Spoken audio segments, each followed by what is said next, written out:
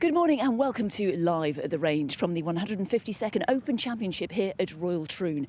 Now, if you missed any of yesterday, Mother Nature was in a foul mood. It was windy, it was rainy, players trying to pick up shots, but it was so tough. Only 3 players, in fact, had bogey-free rounds. Proof, if you needed it, that links golf is the ultimate test.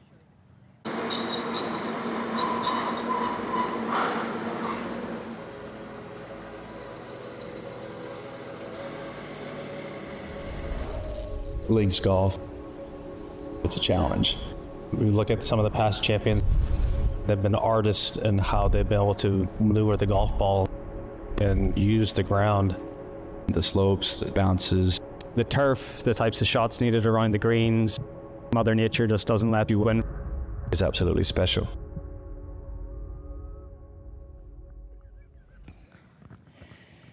It is day 2 of the final major of the year, the Open Championship. Joined by George this morning. It's an absolute treat. How are you, George? Oh, great to be here this morning, Di. I feel almost out of territory, out of bounds here on the range. Unfamiliar territory, but fantastic to be here. It's not a penalty. You can stay here. We've got the crowd swelling, overlooking the driving range. We've been here since Monday. And my goodness, so many storylines developing. And the top one is Dan Brown, the Englishman, shooting a 6 under par round. He came home at, quarter to 10 last night. Absolutely brilliant from the chap who only qualified a couple of weeks ago at West Lancs. Yeah, he binned a massive 20-foot putt to get his ticket into the Open, and now look at him, he's top of the pops, and he's one of those guys coming in seriously late in the day where everyone in the media centre's going, oh no, you're changing my story, you're changing the whole script. They've written it out, ready to go to print, and when you're watching the coverage, he is so late, and you're sitting there having a few quiet ones going, are people still golfing? Well, I suppose, yeah, totally. Peter Finch yesterday said, you know, you're always going to expect a couple of late afternoon scores, but he got the best of the draw, didn't he? Yeah, it calmed right down. The wind slowly disappeared. It was great watching Shane Lowry as well. He was drawing a crowd, and then he just slowly cruised on and did his thing. So a really impressive opening round in his first ever Open. In terms of Dan Brown, you interviewed him 18 months ago when he won his first DP World Tour event. What kind of guy is he? Yeah, it was awesome to witness. I was there in Ireland at Galgorm, and it was so special to be there because you could feel his emotion. You could feel that he'd worked so hard over the years to get to where he was, and I love seeing those stories come true because he's had such an up and down career, and then that win sort of cemented his spot on the DP World Tour and gave him the opportunities to I guess get to where he is today and get the experience he needed. So I think it's a really cool story. It's brilliant. He's got Ben, his brother, on the bag who didn't qualify but has got a brilliant career as well, so much experience on the bag. OK, let's have a look at the leaderboard, how it stands at the moment, and there you see Dan Brown right at the top at -6. You mentioned Shane Lowry. He was getting those feel-good factors feelings walking down 18, remembering 2019. He was certainly buoyed by the crowd. Just a fab performance from Shane. He loves these conditions. He was here a couple of weeks ago and he said he played in every different wind. Yeah, amazing to see him back in the mix, and it brought back so many flashbacks of Portrush. Even, I guess, the conditions, that there was a bit of moisture in Portrush, so the course was equally as green, and it just, seeing Shane up there do his thing was so awesome. I had a good chat with his manager the night before, and he was really saying he's in a good zone and in a really good place at the moment. So to see him follow through with that, with a 5 under round, was really good. Justin Thomas and Justin Rose. Thomas first, if he could play any course for the rest of his life, it would be a links course. Yes, last week at the Scottish Open, first round of 62, he said he played well after that, but didn't really get anything going. But this week's feels good, feels that everything is better. Rosie, -2, no bogeys on Rosie's card, but you want to mention something? Well, just really nice to talk to Justin after his round because he's also a good final qualifying story, isn't he? Really nice little bit of romance for him. He's played in so many Opens in a row, but this time he had to qualify, and he did it at the last hurdle, the last opportunity, and he got through, which is really cool. So to see him double down and make the most of that opportunity was amazing as well. He finished with 11 straight pars, so he's kind of disappointed with his score. Oh, but just brilliant to get into the clubhouse at -2. Rosie, looking Rosie, and we spoke to Kate Rose, who's really behind the Rose Ladies Series. Fabulous chat to her, championing women's golf, the second page of the leaderboard. You see Matt Wallace there. We had a big Q&A with Matt Wallace's caddy last night in the Open Campground, which is a really cool facility, so good fun every night. Billy Foster. You spoke to, sorry, Matt Fitzpatrick. Matt Wallace's caddy, Matt Wallace, as you can see there. Got you. 1 under par. I'm looking at Fitzy slightly further down. Yeah, well, that's fair, same score, both English. But no, he had a really roller coaster of a round, an eagle and a couple of birdies, but then made a triple bogey. triple bogey on 9, which we tried not to mention too much last night, but it happened. And it's great to see him bounce back. He's been through an emotional roller coaster of his own recently, Matt Wallace. So for him to open up and I guess speak his mind publicly was really cool, and he's got a lot of support. And then look at him, 1 under par at the Open. You'd take that 9 times out of 10. So yeah, a bit of a crazy day for him, crazy week for him. And for you as well, working late. Brooks Koepka at -1. Marcel Siem, he was the first to tee off today at 6:35 with Matteo Manacero. Siem, a brilliant story, obviously, had hip surgery, came back and has won on the DP World Tour recently. Just big names. Adam Scott was on that page at -1. We saw Scotty just walk past us looking very dapper as usual. And the range is filling up right now. I saw Dustin Johnson down the end. He's there. He shot a 3 over yesterday. Let's have a look at some of the big names that scored over par. Oh, wow. Stand out. Rory McIlroy, so many followed him yesterday. He'll be very disappointed, +7. The conditions yesterday, he went out in really, really tough conditions. Mother Nature was at her best, wasn't she? Yeah, I guess the conditions do say a lot for some of these scores, but to see the likes of Cameron Smith shooting 9 over is just not easy on the eye. And Rory will obviously be extremely disappointed with a 7 over 78 to open proceedings. Tommy Fleetwood, I didn't pick that. I really thought Tommy would be quite steady in these conditions with his ball flight, but look, 5 overs, not completely out of it, and Ludwig Åberg was last on the range last night, so I can't see him doing too much worse. I think he's going to bounce back today at Ludwig, so yeah, that's pretty crazy to see some of those names. Yesterday was about plotting around the golf course. There's Tiger Woods at +879. He did get to -1 after a couple of holes. I know, he really got us excited there, but also nice to see, well, not nice to see, sorry, also interesting to see Bryson DeChambeau there as well. He was on the range for hours last night, and he had a lot of confusing discussions with his team. There was about 5 or 10 of them there talking about what went wrong, and it was a lot about the ball compression and how the Titleist ball was reacting in the conditions, and compared to America where it's really hot versus here. So to see the let's call him the nutty professor at his work and like analysing every little which way was super cool to watch after hours. Weather today, same as yesterday? Yeah, very similar to yesterday. The wind's not quite up as much at the moment, but I'm pretty certain, knowing Scotland, knowing the west coast of Scotland, that it will pick up. But yeah, very similar, a little bit of deja vu. So yeah, fair's fair. But I think the people that are teeing off this morning and late last night, they've certainly got the better of the draw. Absolutely. Tiger Woods, we were speaking about the weather being cold yesterday, not good for his body, for his back, not easy to move when he's been through so much with his body, which is well reported this year. Really disappointing to see him at +8. We want Tiger to make some, but we want him to make the cut, don't we? Please do join the conversations. Let us know your thoughts. Let us know who you want to make the cut. #the Open Range. Lots of Bob McIntyre fans in the house, as we would expect. He won the Scottish Open last week. And Bob, he's +1, isn't he? Bob averaged the longest drives yesterday, 319 yards. The local fans spurring him on, getting a bit of adrenaline in the blood. But no, I was lucky enough to chat to him before the event, and we were walking through the fans and he was signing all the autographs, and it's just so special and so cool to see him not only performing, but I guess getting the support he deserves and getting a nation around him. So 1 over's good, 1 over's steady, and I think he can work with that. In terms of the top score, Dan Brown at -6, going down the leaderboard, the cut line, I mean, at the moment is about +3, isn't it? But as we know, day 2 of a major championship, everything can change, can't it? That's right. You've just got to keep yourself in the fight, and if you can slowly progress and hover around that top 15 sort of spot, you're always going to be in an Open Championship. And I can't see the players at the top pouncing too much further and really doubling down on that first round score. So yeah, it's going to be interesting, and Bob McIntyre will certainly be happy where he is after round 1. Not too happy, but just happy he's thereabouts. Lots of people, George, they're coming for you. You're very popular here. There they are. All your fans are here, and obviously for the golfers. Should we give them a bit of a wave? Can you? Can you give us a wave? Here we go. There's a couple. Oh, there's my dad. Yeah. Great stuff. Good to see them. Only 3 players were bogey-free yesterday. How many players will have bogey-free rounds today? Oh, my goodness. We cannot wait for some sensational golf, and the links will definitely play its part. It's unpredictable here on the western coast of Scotland. Let's get to commentary and say, for the first time this morning, hello to Simon Holmes. Friday, day 2, 152nd Open. And I have to say, I'm in with Peter Finch. Peter, yesterday threw us some surprises.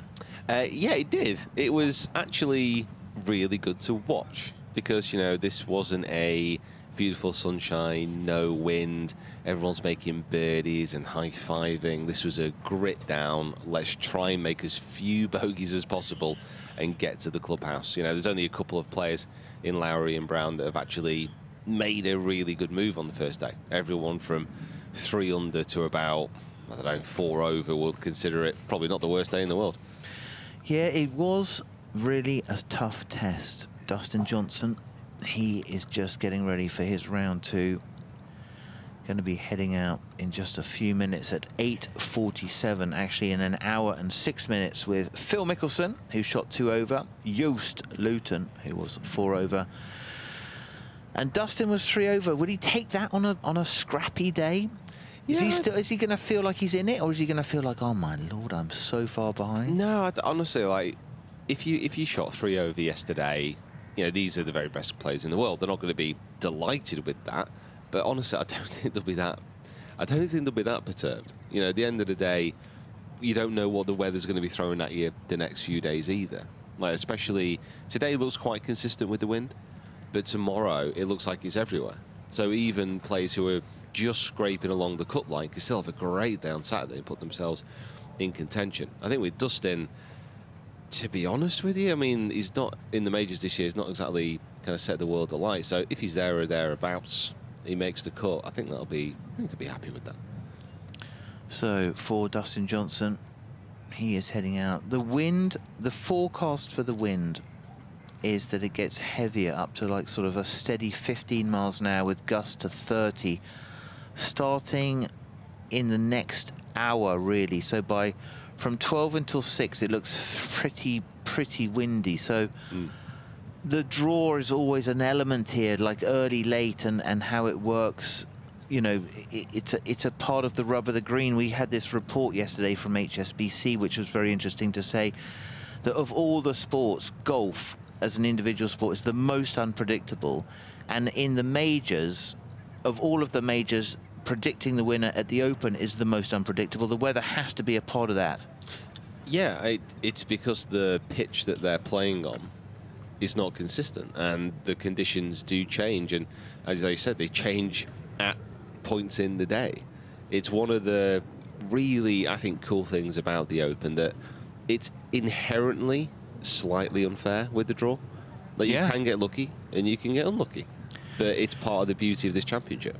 So let's have a look at DJ, working on some drills, working hard, looking fit and strong, I've got to say, in a t-shirt, just working on his ball flights. You can see just playing with the launches, kind of a low launch, mid launch, high launch. Great ball striker, just, you would say, like one of the great athletes who arrived to play golf.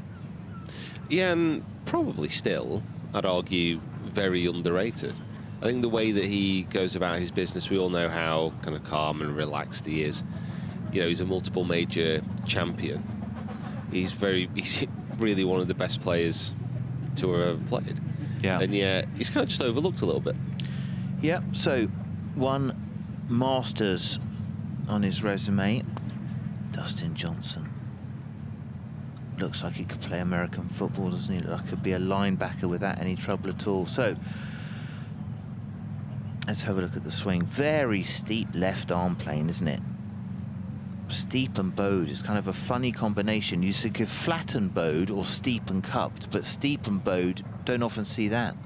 No, he's a player that's shown, again, like what our concepts of a good golf swing are might not necessarily be always correct. You know, the way he moves the club, it's actually probably promoted a little bit more understanding of what is happening with that lead wrist throughout the swing, because us as coaches started to ask the question, well, why is it working for him?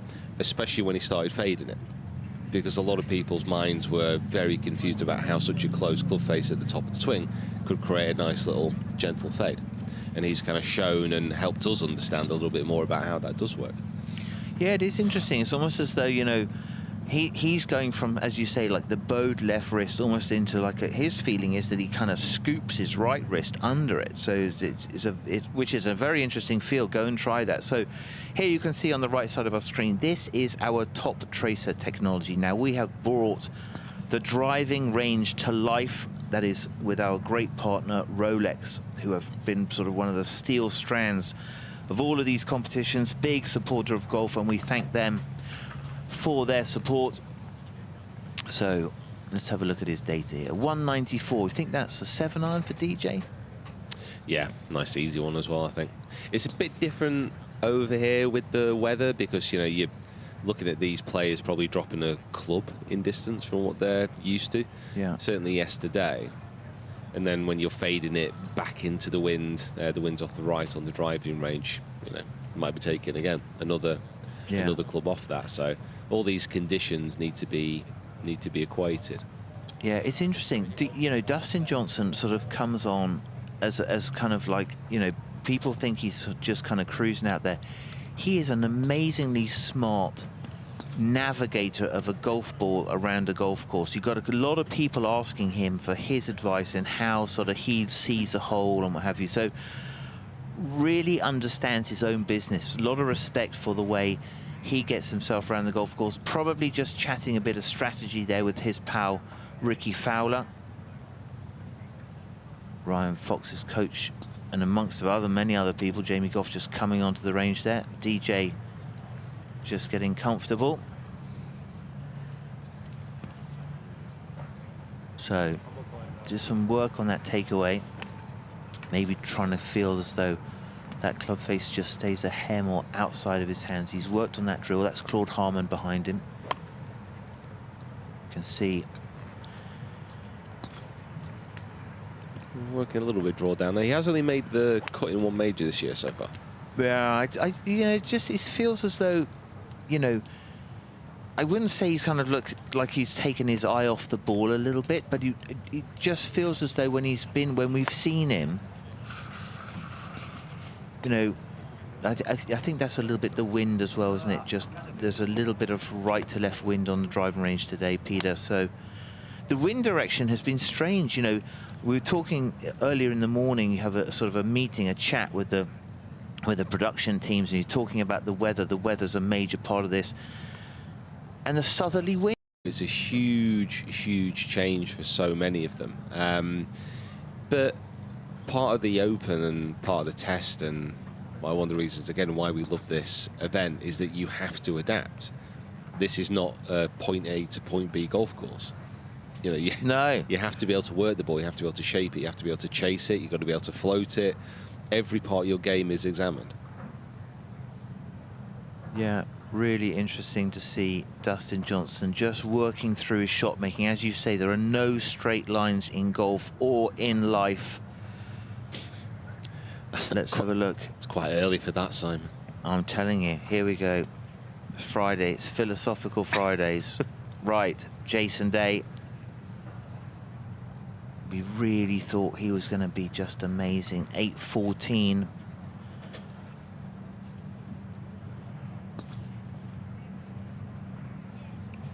Shot 2 over par yesterday. He is out with Ben Ann and Ricky Fowler. That's a good group to go and watch. Interesting to see the rise and fall of Jason Day. You know, just the amount of injuries, incredible, really. I mean, I actually really respect the fact that he's got a bad, he's had a bad back for many, many years, and then he went away completely. Well, not completely changed his swing, but he transformed a huge part of it in his backswing to really take the pressure off the load that he was putting into it. And he's come back. He's won in that time frame. He's been a lot more consistent, and he's a fantastic putter. He's one of the players who I actually really enjoy watching on the greens. Yeah, just so natural, and he's so good. Yeah, he is. I know, you know, when sort of the Whistling Straits and he won the USPGA, and we were just thinking, okay, this guy's going to be absolutely amazing, and he just got derailed by these injuries, and then just never happened for him. He had a major problem with vertigo. That wasn't just, never really seen that before. So it is Friday morning. these are the morning starters going out there, and it is a pretty juicy affair. Jason Day has hit a few tee shots and now just cooling off. He is going out in about half an hour. That is Jason Day, Ben An and Ricky Fowler, 8-14. 2 over par, very much right in it. He's going to feel like he's right in it, even though he's 7 behind. 2 over, honestly, 2 over par yesterday. Absolutely fine. I know one's going to be delighted shooting over par, but he's very much right in the picture there. And he's out in the best part of the day. And this, Yes. this is what we just spoke about, you know? You could shoot over par yesterday, shoot under par today, and you're not going to be far off. Evens out. Going into Saturday, absolutely. Yeah, you've got to just dodge. It looks to us as though, and if the weather forecast stays the same, which there's a question mark over what's going to happen. It is unpredictable. We know that. Right on the coast, west coast, further Clyde. So the weather is a factor. Let's have a look. Jason Day, a great wedge player, you would say. Oh, fantastic. Like, the way that he uses his body when he's pitching and when he's chipping is a real... It's not for everyone. Like, you know, the lack of risk that he used can be a little bit disconcerting for many golfers, but if you want to create a little bit more of a shallow angle of attack into your impact with your pitching, you know, his is a great technique to look at and to follow. You know, he very, very rarely takes a divot around the greens. So let's have a look here. So kind of a lot of turn with a little bit of arm swing. Trying not to get any kind of like lag or down cock on those wrists to change the steepness of the angle of attack. Introduce the grip first, maybe introduce the leading edge first. So that's a good tip. Is almost like to feel like you sweep it as opposed to that you drive it. You're not driving down on it. So Jason Day, have a good one. 2 over par, 8 shots back, but feeling as though he is very much in it. Yep, so please, if you've got any questions for us at the open range, we will try to get through it. It is Friday at the 152nd Open, and there's all sorts of fun to be had.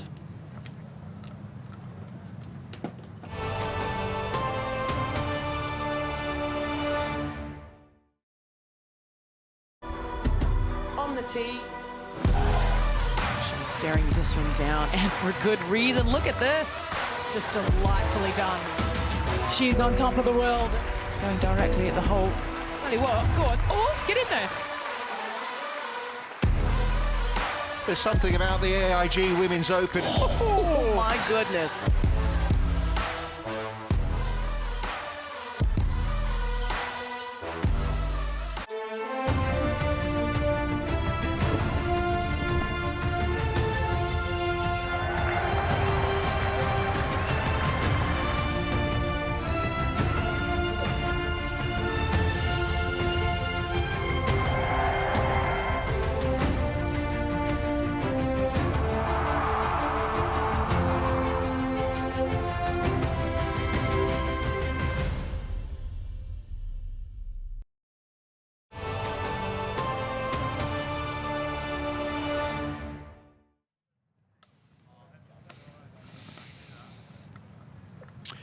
So we are live at the range. It is Friday. We have been here since Monday, kind of bringing to life the work area of the tournaments. This is where all of the preparation is done, all of the chat with the manufacturers. You can see the big tour trucks behind there, the caddies, the coaches, with the players, trying to get them ready for the most important title in our sport, to become champion golfer of the year.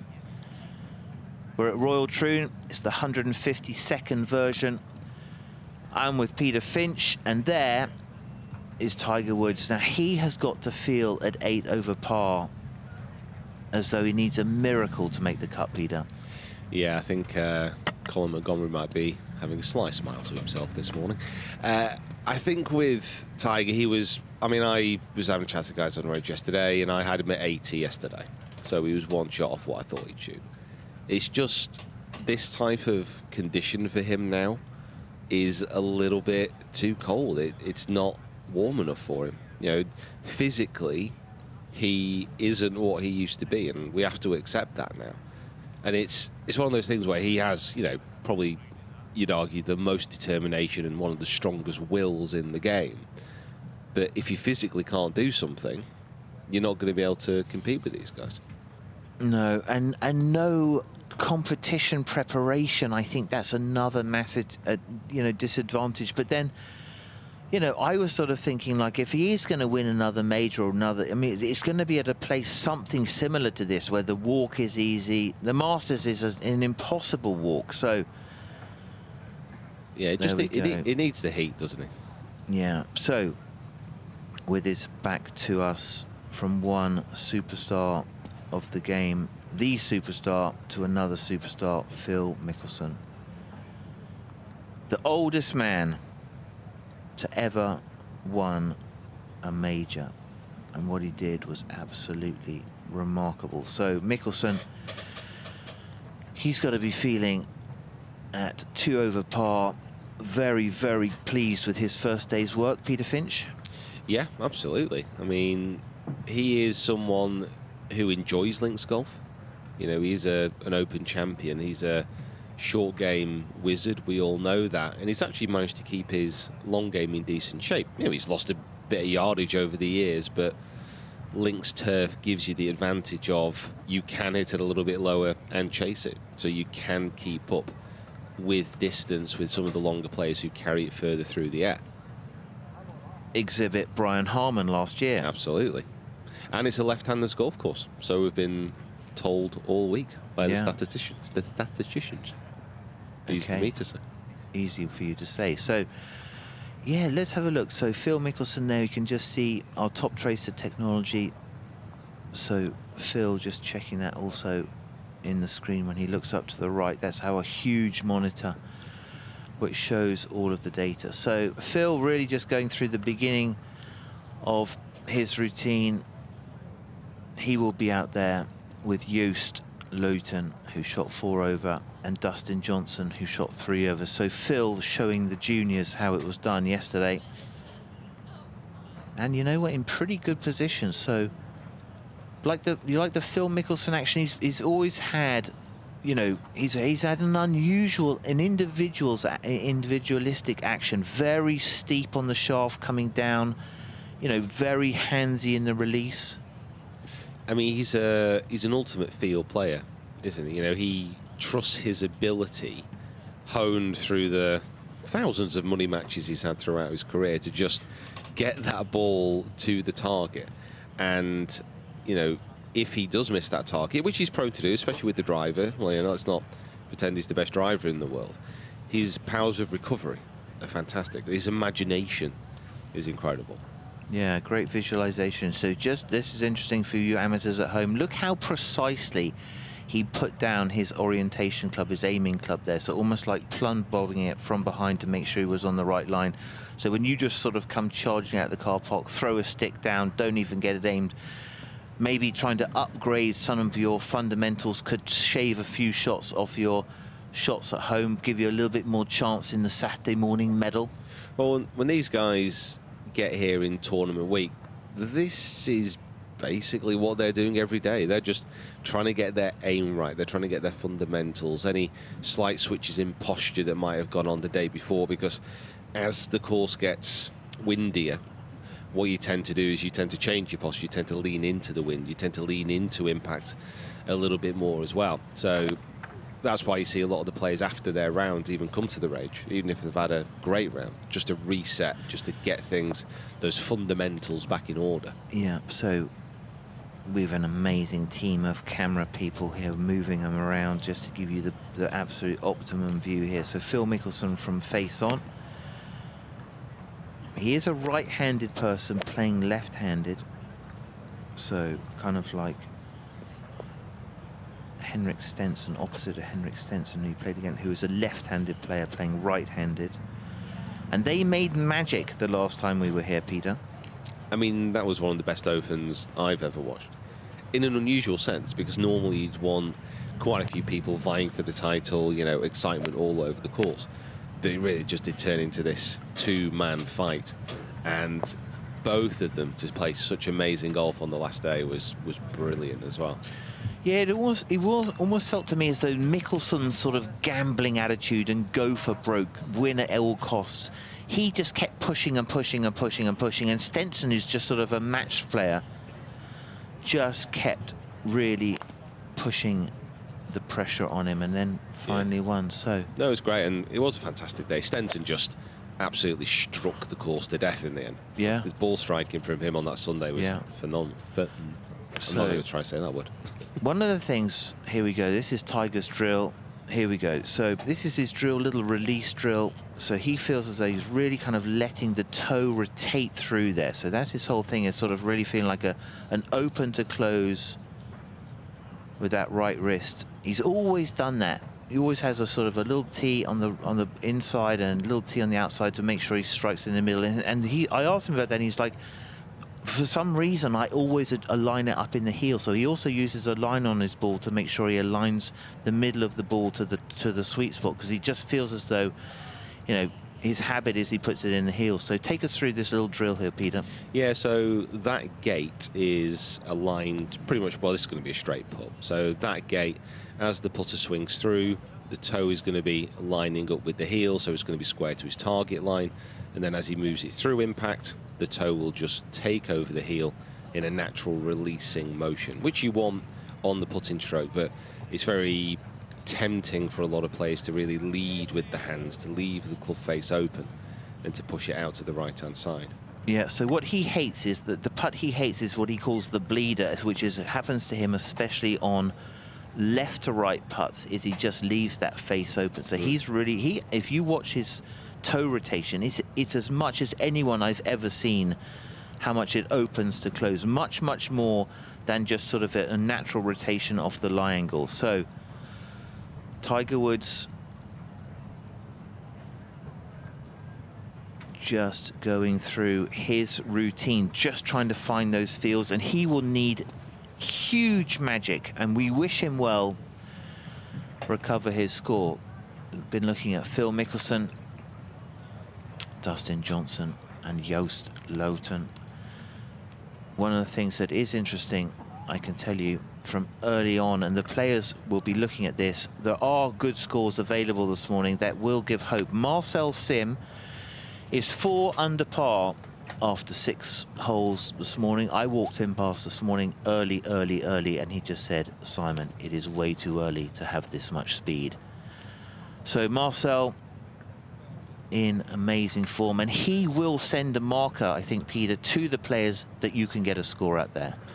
Yeah, I mean, these guys on the range now are going to be just waiting, excited to get out there, because they understand and they know that they've got the best of the conditions. Probably the only risk is that understanding is one thing, but actually going out and trying to force it. As soon as you try and force it around this course, that's where you're going to fall the foul with the fairway bunkers especially. But you know, if there's good scores out there this morning, you've got to take advantage. Mickelson from down the line now, our TopTracer technology just showing you the ball flights. We have brought the driving range to life here.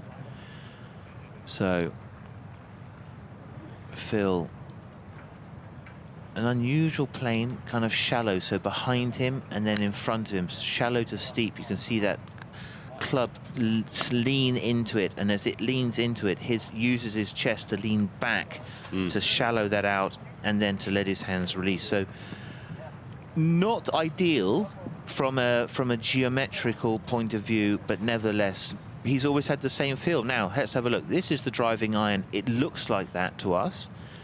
Mickelson just shuffling his line plumb bob to make sure he's got it organized.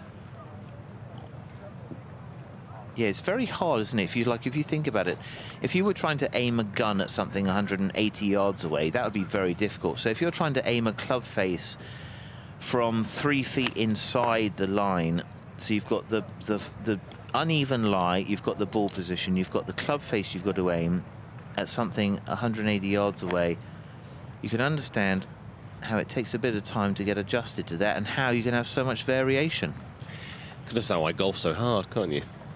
The most unpredictable sport. HSBC, one of our key sponsors, did this amazing report in looking at all the different sports, and so, you know, it's sort of proven that this has the most variation in it, which is part of the magic of the game. Absolutely. And what kind of, oh, that's one off the tee. What Phil is trying to do here is, you know, try and bring those variables just a little bit more under control. Like with the alignment stick again, just getting his body all set up, trying to line his club around his body, and then hopefully puts a good swing on it. It'll be going down there towards his target. So we will go out onto the golf course. Somewhere around, we will find the effervescent George Harper Jr. Yeah, the very effervescent, very gregarious. Thank you, Simon. Great to be back here. Enjoyable to jump on the range with Di. I'll be back there at some point, but also great to be out here because we know who is on the putting green. It's the big cat, Tiger Woods. It's kind of cool to sit here, I guess, when I reminisce to all my years watching golf, watching Tiger. It's actually quite surreal to be able to cover him with you guys as he putts his way back to us. Unfortunately, after watching him for so many years on television and final rounds and Sunday Red, unfortunately I haven't seen him bin one putt this morning, so I'm a little bit concerned of where his form's at right here, right now. But the aura, everything he brings is just fantastic. A lot of one-handed putts to start the warm-up, and then he'll add the second hand for the other. Something that I have purely copied in my horrific warm-up regime just because it's Tiger Woods. But yes, the flat stick needs to warm up, as do the conditions. The wind's starting to pick up since we've come on air. But here he is. Must make a move today. Miscut in St Andrews. Didn't play last year. It's been a while since Carnoustie, where he was last in contention at an Open Championship 2018 when Francesco Molinari got the chocolates. So Tiger needs to turn up at Troon.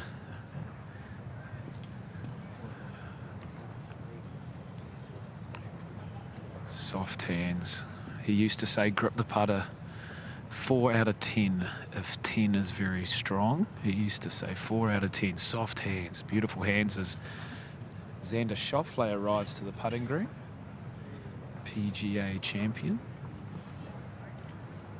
Great to see him get a major under the belt. With him in the mix this week, he is certainly one to watch. Keep an eye on him. He's got the monkey off the back and he's carded a very solid opening round. He is certainly one to watch. Shane Lowry, Daniel Brown at the top will certainly be having their left eye on Xander Schauffele. 2 under par. So in terms of an opening round, that is right where you want it to be. He tees off at 9.25 alongside Tiger. So interesting to see how they will go.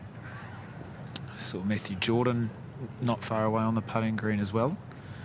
Putting next to one of his idols, Tiger Woods, no doubt.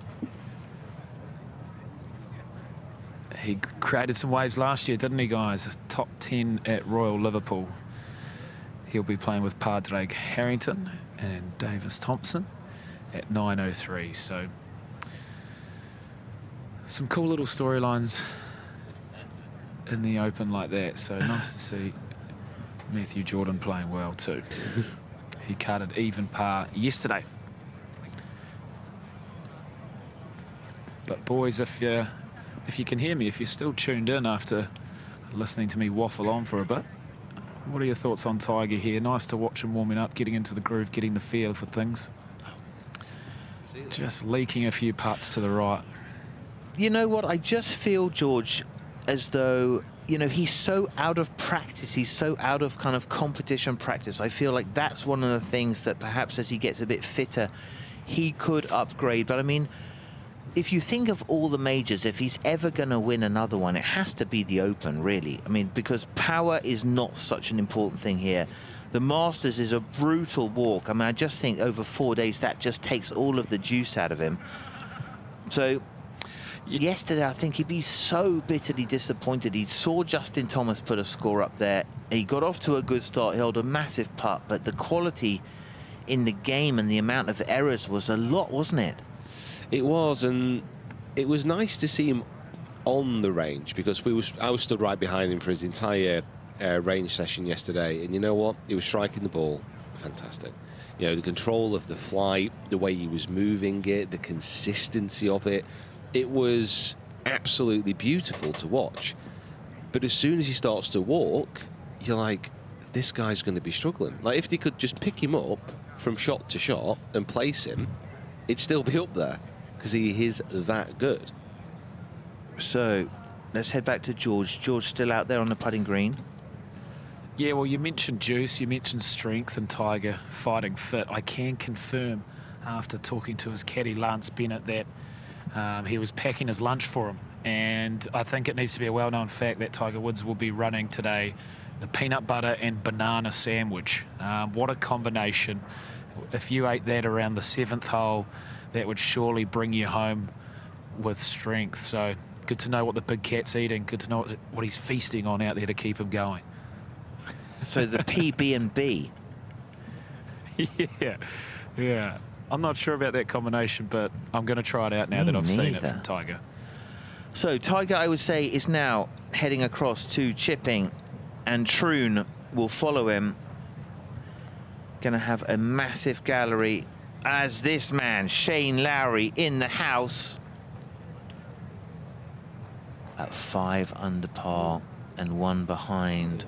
The links specialist it showed yesterday, Peter. Yeah, it was an incredible start. I mean, we just spoke prior to this about straight away on the greens, he just seemed to have the speed. That's one of the biggest difficulties, I think, for many players who are coming off PGA Tour, off Live. Their greens generally are very fast. They're very slick. They're very consistent in many respects. I know they do the swings on like Bermuda and Bend and all the rest of it, but they're at 11 to 12 pretty much every week as far as stimp speed. They come here, and yesterday they were at 10 max, and that's a huge difference.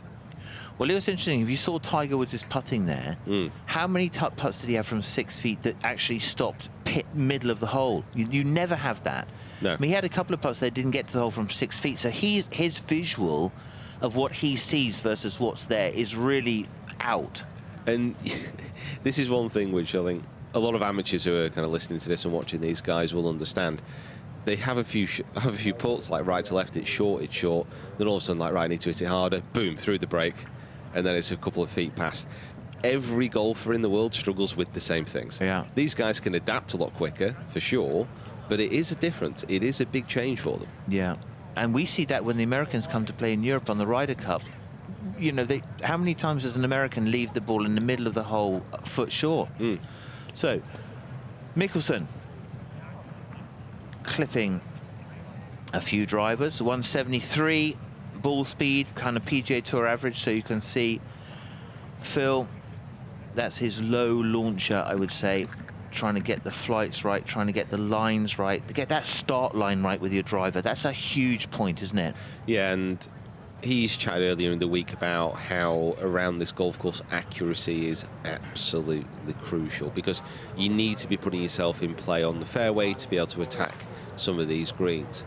And those fairway bunkers are, they might be the most brutal fairway bunkers I think I've seen at an open course. You've just got to come out sideways on pretty much every single one of them. On the back nine, there are a few easier ones, but even then, you're struggling to advance it near the green. Yeah, I think that they're like water hazards. It's a one-shot penalty. It's pretty much what it is. Anyway, so Phil, let's have a look at this. So, club works in behind him, and then as he pulls with that strong right arm, it steepens, and he backs up. That's a little quicker one. You can see the feet react to that. Mickelson still plenty of power. I mean, you can see that with the TopTracer data there. I mean, 265 kind of flat carry. That's probably really 15 yards shorter than he'd be expecting. Oh yeah, just that's the ball, that's the cold. 167 ball speed's great, and obviously, you know, this is real carry. So TopTracer this week, we're showing you the actual carry. So there's no normalization at all there. Mickelson just working the ball through his different patterns, thinking of the shots he's going to need. You know, something like that on 11, where you're just working it into the middle of the fairway for him.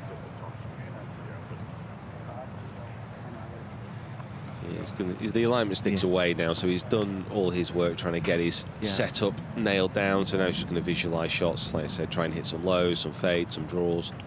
Yeah, you can see just playing with the apex there, 120.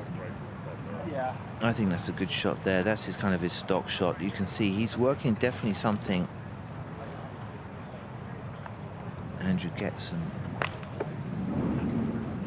long-time coach, just an advisor, just sort of listen. This is what I feel. Do you see what I feel? And are we aligned here? Like, is this right? I suppose with this is quite a nice thing to chat about, maybe to kind of give some information. All these golfers, literally every single one of them, will work up to the driver, but they don't stop there. They always come back down to a lower club. Why is that? Oh, I just think it's like you want to kind of find, like, the wedge and the driver are kind of the two ends of your clubs, aren't they? So you do a bit of work at the top end, and then you want to drop down, get a little bit of feel, some pitch shots as well. So you're in a sense like finding the rhythm. Maybe the pace of a driver is not the pace that you want to have when you've got your 6-iron and your wedges. So you just kind of normalize it out a little bit. Now you're just working the bounce just to get sure, you know, there's a little bit more release of the bounce here, like almost like just like striking a match off this beautiful turf, like letting it kind of ricochet and release through. You don't want to pull with that lead hand, so you get too grip first. That's the worst thing you can do on wedges. So fascinating to see Phil Mickelson. He's in good shape and he's got a good group. And let's see, when is he out? He is out at 8:47, which is in 30 minutes from now. So at 9:03, Padraig Harrington, another senior golfer, he shot 1 over par yesterday. You've got to be absolutely delighted with that, Peter Finch. Oh, yeah. Well, you'd be thrilled, wouldn't you? I mean, Padraig is still very much, you know, in this event. You know, he is, like I said, a senior golfer, but he's a good one. He's a current one. He is still working hard on his game, and he's not coming up to make, you know, he's not coming here to make up the numbers. He's coming here to have a very good performance and try and put himself in contention. Oh, I think that's right. Absolutely. There's no reason whatsoever. So it's all the power. Little cack-handed drill there. Somewhere close by will be Peter Cowan, who was here incredibly early. I was here unbelievably early, and I can tell you, first person I walked into, Phil Kenyon, on the putting green, getting ready for his players. Had a lovely chat with him. Yeah, he loves it, Phil. Phil, and what I love is just, like, he's such an attention to details guy. You know, he's the first person there. He's so well organized, getting ready for his sort of posse of players that he's going to help out there. So, Irish champions. Oh, what a list that is.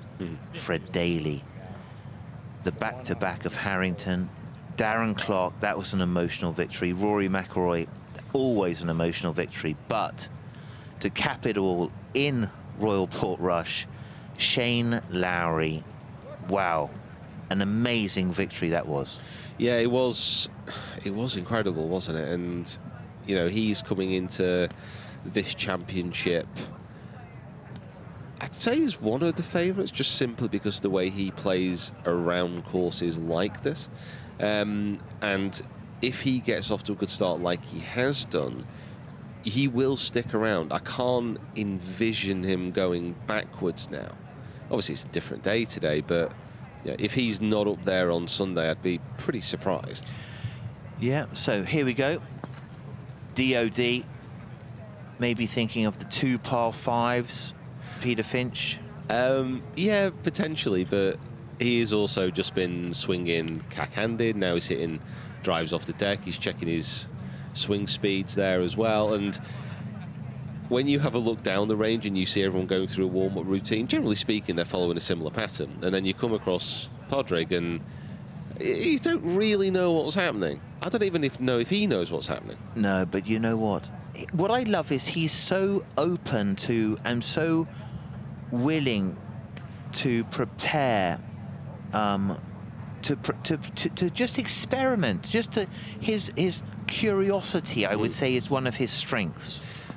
Well, yeah, we speak about golfers and how, you know, they follow a consistent routine, and, you know, that's one of their strengths. I mean, Padraig over his entire career has tried so many things and done so many kind of nuanced kind of changes within his game that by this point, he's got this whole array of experience to call upon, and he understands how to get himself into the best position.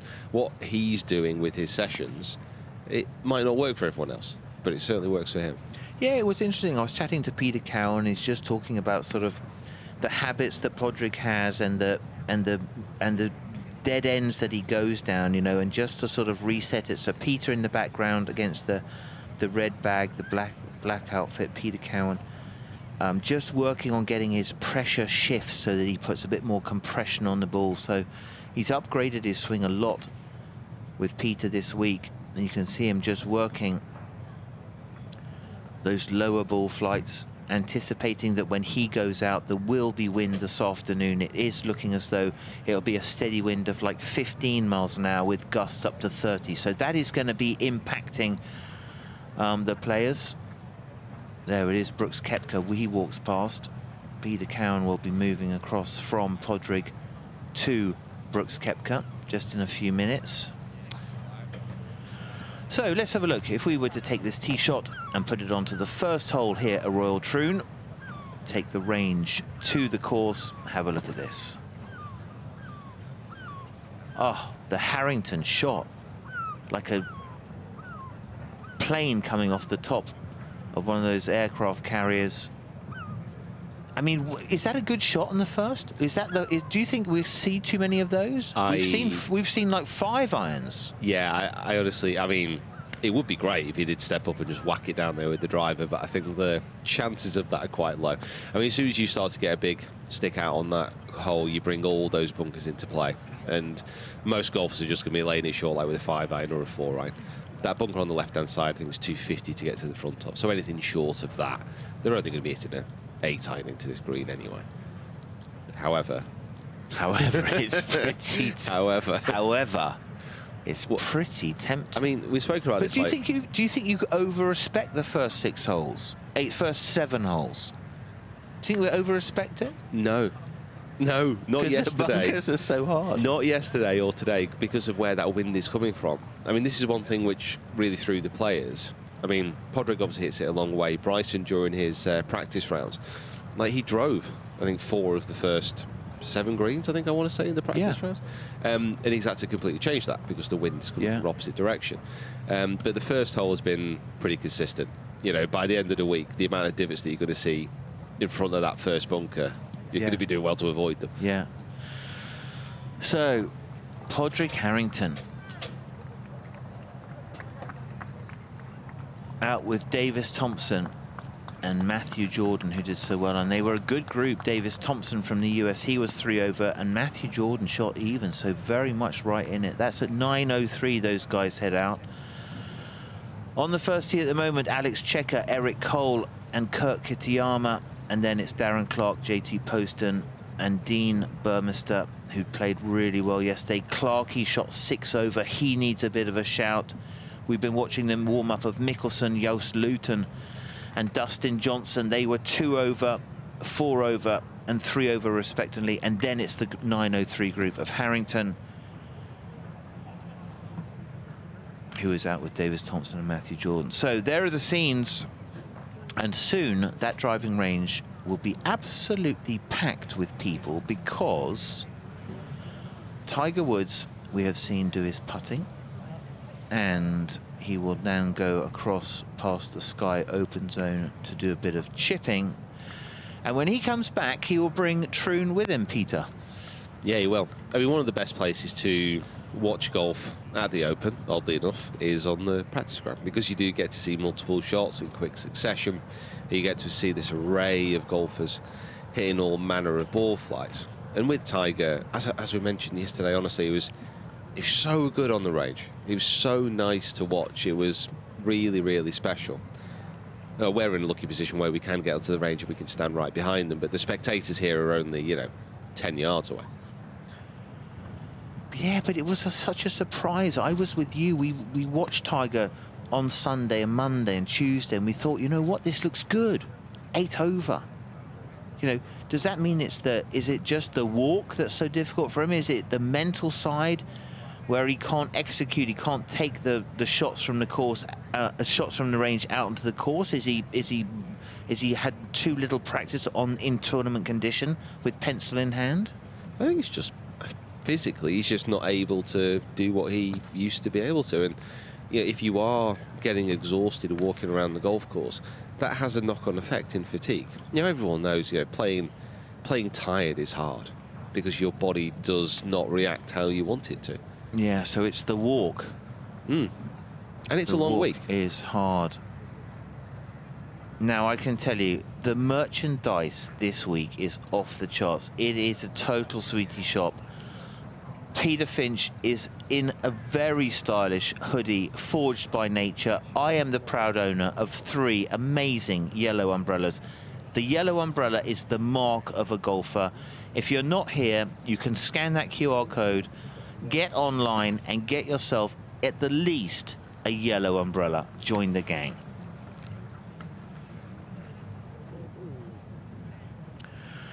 So this is where we sit. There are scores out there, and the German Marcel Sim is making a move. Have a look at this. So have a look at that. 5 birdies and 8 holes. He is getting it done, forging himself all the way to the top. Daniel Brown from England still leads at 6 under par.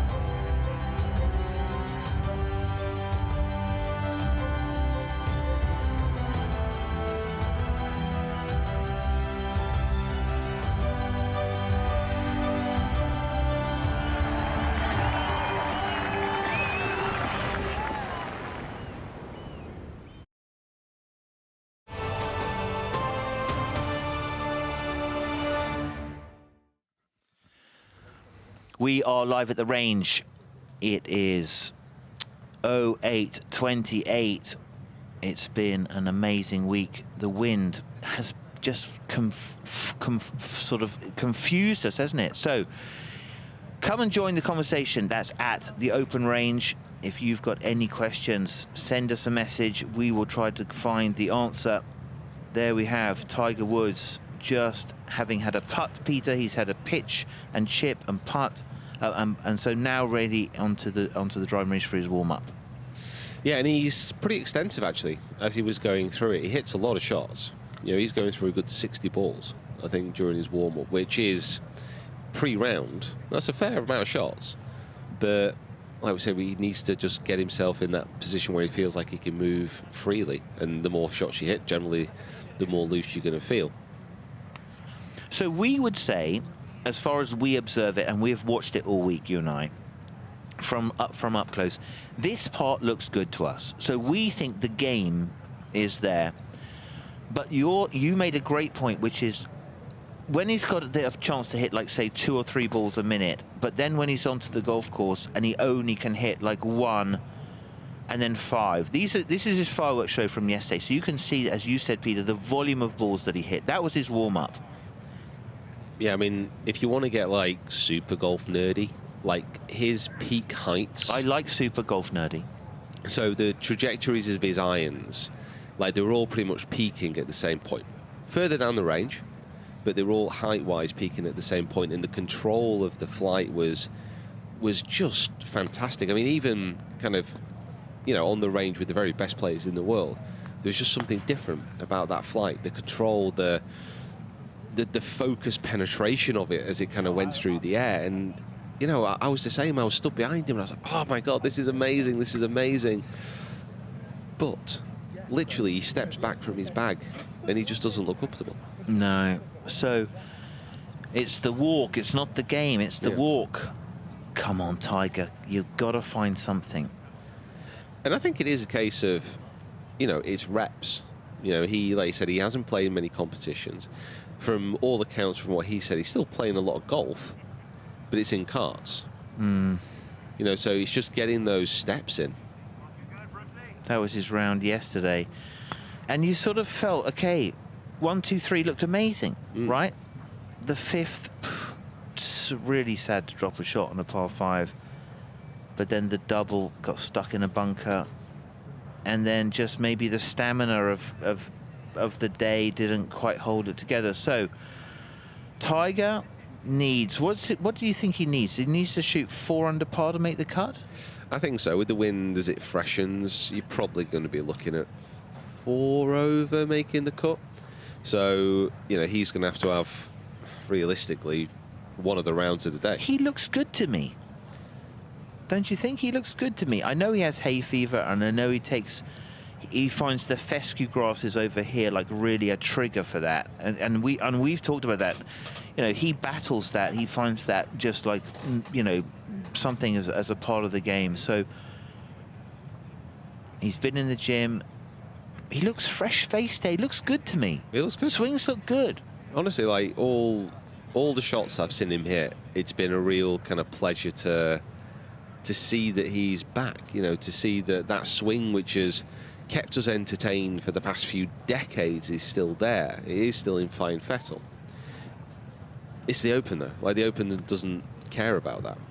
No. The conditions out there, and one of the issues of the Open as well, obviously on any of the courses, is the lies. You know, Tiger's on a nice flat lie here. You can hit lots of shots in succession. All of a sudden, you know, you pull it slightly left and the ball's a foot above your feet.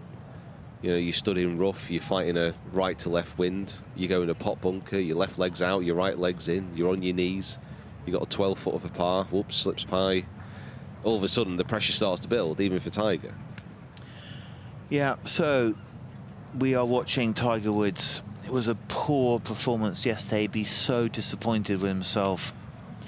But he is out at 9.25 with Xander Schauffele and Patrick Cantlay, one of the marquee groups. Tiger at 8 over, Schauffele at 2 under. He was amazing.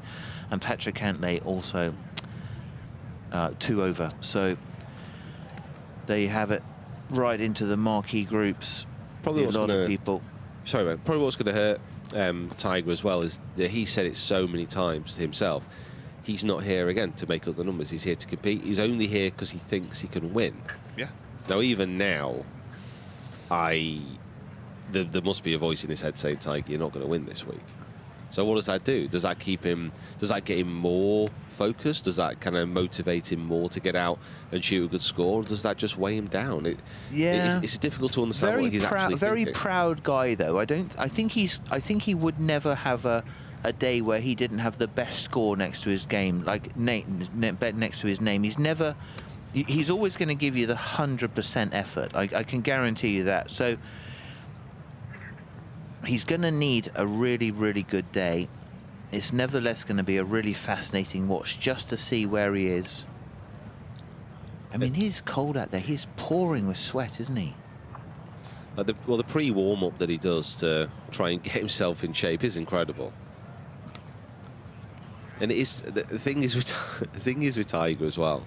Like, we're saying all this, and you know, personally now I'm thinking, you know, he's not going to make the cut and probably won't have a great score today. But there's always the fact that he is Tiger Woods. Like, the things he's produced and done in the past, you can never write him out of doing something fantastic. I mean, look at those 3 shots there he's just hit. Yeah. Literally Darts. on top of each other. 180. And that's what he was like yesterday. Yeah. It's just ball after ball after ball. So, age 48. Feels like time goes fast. He's won 15 majors. 683 weeks as the world #1. Okay, that's pretty good. Yeah, that's more than 10. That's like what's that, 12 years? It's unbelievable. It is unbelievable. You know, if you go through the record books and you look at the PGA Tour and you look and you go, okay, Tiger, he's like, if the second best player in the world in this era looks as though he's a chopper compared to this guy. So he set a new standard, Tiger Woods, didn't he? Brought his competitiveness and his love of the game, and he made golf cool. Yeah, and he made it more accessible. He made it exciting. He was one of the very few players in sport in many respects. I mean, the best comparison really to make is between, say, him and someone like Schumacher in Formula 1 when he was at his peak. Like when Schumacher got into the lead, you generally switched off the race because you knew he was going to win, you knew it was going to be a little bit boring. Even when Tiger was like 10 clear going into the last day, you still watched. Yeah. It's Tiger Woods. You want to see that incredible player in action. Yeah. Yeah, he was like a gladiator. I would say the one thing that was so impressive is he was the world #1 who showed up and played like the world #1 and delivered every single day what you expected to see. His ability to perform and deliver the goods was exceptional. So just clipping a few away now, out to 192. Let's call that a 6-iron shot. Let's have a look at it from down the line. Peter, good angles. I really like the way the club sets into the right slot here. Have a look at that position there. It's a money. It's a beautiful action, and you know, technically, this golf swing, even though it has changed, it's still very, very good. You know, this iteration, if you want to think of it like that, of Tiger's swing is realistically, it's probably one of his better ones. It's a lot more in control. Yes, he can't move the way he used to, and there are a few things that could inhibit him, but like generally speaking, like he's getting that club into impact in a fantastic way.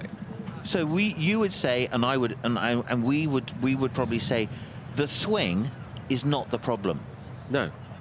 And the speed is not the problem. He can compete with the speed he's got. No, it is just that. It's a really weird mix of. He knows how good he was, like literally, arguably the best of all time.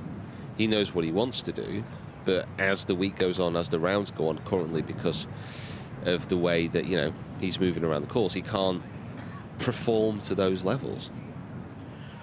There are his major titles.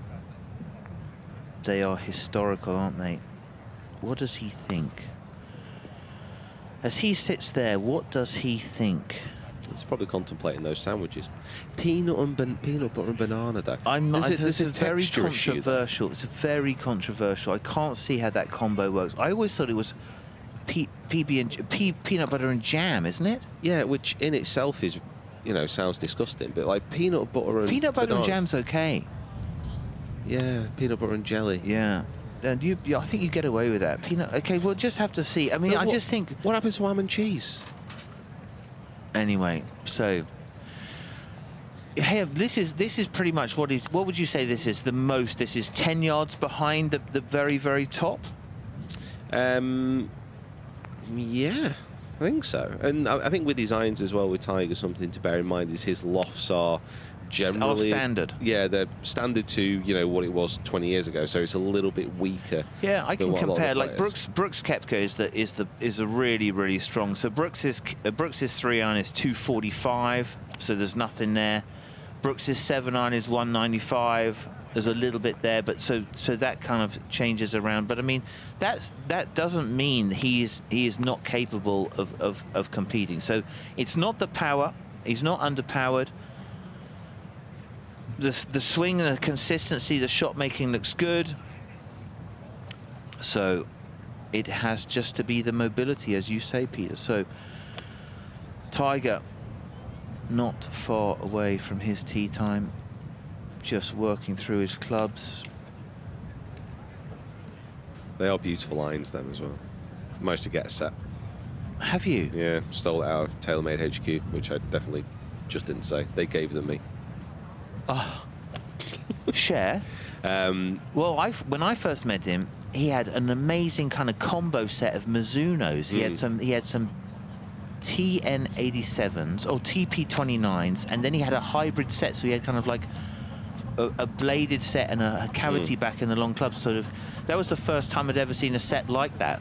Yeah, with these TaylorMade irons, they've got a progressive blade length, but it's from. I love that. But it's from long irons to short. So his long irons are a smaller head as far as blade length than his shorter irons. So when you think about that, his 3-iron, when it goes down behind the ball, is tiny compared to his pitching wedge, which is a little bit longer. Okay, you've got to send me a picture of that. Next, when you get home next week, I have to see that. Okay, I love those old clubs. So it is 8:41. Next out, Phil Mickelson, Joost Luiten, Dustin Johnson. Then after him, following Harrington, Davis Thompson, Matthew Jordan, Wyndham Clark, Hideki Matsuyama, and Brooks Koepka. And then at 9:25, the man, Tiger Woods, out with Xander Schauffele, Patrick Cantlay. What a morning of golf. Who would you be able to watch? Which group? I mean, I'd be all over that group. Mind you saying that, I think with Morikawa, Burns and Siwoo Kim, I mean, that's a great ball striking group as well. And if you can just get ahead of them following, you've got Lowry, Smith and Fitzpatrick as well. So let's take the range to the course. This is the 5th Tiger. Yesterday got derailed from that bunker there, went right up against the back of it. Terrible lie. Could hardly get himself out. Like the 5th? I like the change at the 5th. We were having a look at that on Tuesday. Yeah, it's a really funky green as well, because there's a big bunker guarding the front right, which was kind of where the players were aiming, just to be on the safe side. But when they pitched on the back of that bunker, there's a slope and it was like shooting through the back of the green. And as soon as the ball started to go on the wind left, those bunkers on that side of the green are just not appetizing at all. No, it's difficult. So the wind in the flags, Tiger's looking at that right now. But they will see, everyone will see, and everyone will have hope from what Marcel Sim is doing out there. Marcel has gone through the 9th. He is 4 under par for the day. So he was first out there, just cruising it out. It's in a 2-ball. And he will give the other players hope. They will be looking for that, thinking, that could be me. I mean, it's a little bit of what we expected at the start of the week. And I still don't think we're going to see it properly yet today with this win. But the front 9 being, you know, some easy prey for these guys. And then coming back into the clubhouse on that back 9, a lot of, you know, internal screaming. So if they can get out, take advantage of those first few holes, they can push themselves with the leaderboard and then just try and avoid those big numbers coming in. You know, if you can keep as many bogeys off your card as possible, because you're not going to make loads and loads of birdies around this course. I would. On the back 9. What, keep the bogeys off or loads of birdies? So let's have a look. Tiger just taking a little break, catching a chat. Looks in amazing form, doesn't he? Looks in amazing form. When we saw him, I was out there, I think I was out there with Howler, David Howell, and we were at St Andrews, and we just felt as though Tiger was close, and and the crowd would have really sort of engaged with him and followed him and helped him, brought it in, but he was like so much in his own little world. I know he has to put up a wall of defence, but he just seems a little bit more open than he used to be, like almost like taking some of those defences away. Agree with that? Yeah, there is a point where he's really done everything that someone can do in the game of golf. You know, as you just spoke about those records, you know, he holds pretty much every single one of them now. You know, he's been the best player in our generation by quite a long way. So once you get to that point, and I think he knows, and probably the people watching know, this might be one of the last chances that you're going to get to see this man on a golf course, which is really, really sad. Yeah, that's not a happy thought, is it? But I mean, I do worry about that. I do worry. It's like, would he? Is this the day where he says, you know what, guys, and he takes the wave as he goes up the last hole and he never comes back again? I mean, it's not that far away. I don't feel that. I mean, if he's going to do that, he'll survive and he'll get through to St Andrews. There's no way that he would deprive the public of not standing on that bridge and waving goodbye. I think he knows and respects the game too much not to do that. You know, that's the way that he'd want to go out. I think he thinks, you know what, if I can be fitter and I can get my walking going and I get my game going a bit more, even though I'm older, right? No one's going to stand on the tee with me and go, you know what, I'll take you on. I don't think anyone relishes that. No, and I hope you're right. I hope you're right, Simon. I want to say I hope he's with us, you know, for the next 5-10 years on the golf course. But I don't know. I've not had enough coffees yet this morning to feel that positive, to be honest. We need you need to convince Peter me. a coffee. Yeah, no, I'm with you there. I'm with you there. But there will be a day where he hangs up his spikes. We hope that's not that. We hope that's far away. Tiger was. I mean, that's mobile. That's a nice move. I mean, I know the sequencing is perhaps, you know, more kind of chest and hips working together, but that's how you should swing at 48. You swing your age. That's what you're supposed to do. There's lots of different ways. Look at Harrington. He still moves it and still swings like a much younger man. So, yeah, strike-wise, he's great as well. Let's have a look. There it is. Tiger Woods. Feast your eyes on this. No one played golf like he played golf. What a stinker. Look at that.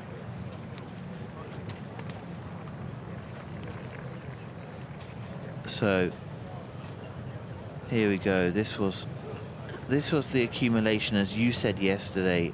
This is what he did on the driving range. 67 shots, maximum ball speed 171, right where you'd want it to be. It's cold. Look at the lowest apex, highest apex, just playing with the ball flights as you would expect.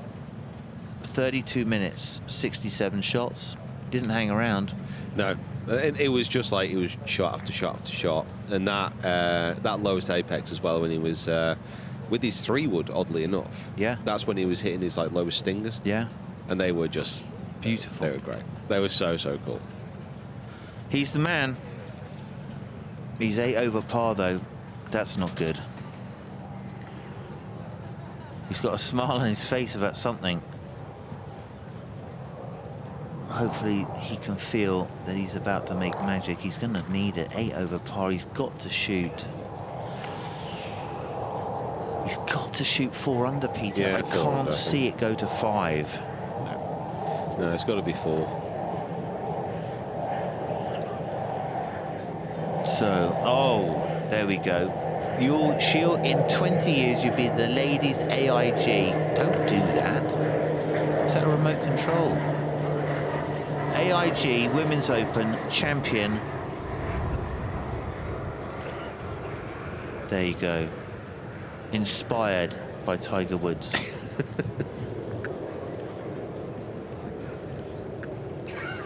So Joey LaCava in the back there.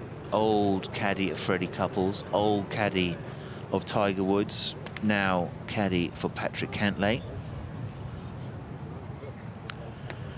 Tiger out with one of his old bosses.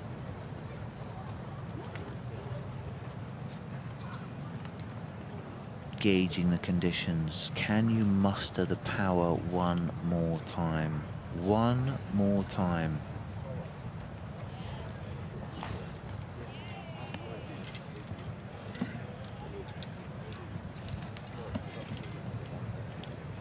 Just getting the wind. Where's it going to be on the first? Yeah, he was doing this quite a lot yesterday as well. Just like hitting shots, just taking a step back, just assessing, just chilling out, trying to get in their relaxed motion.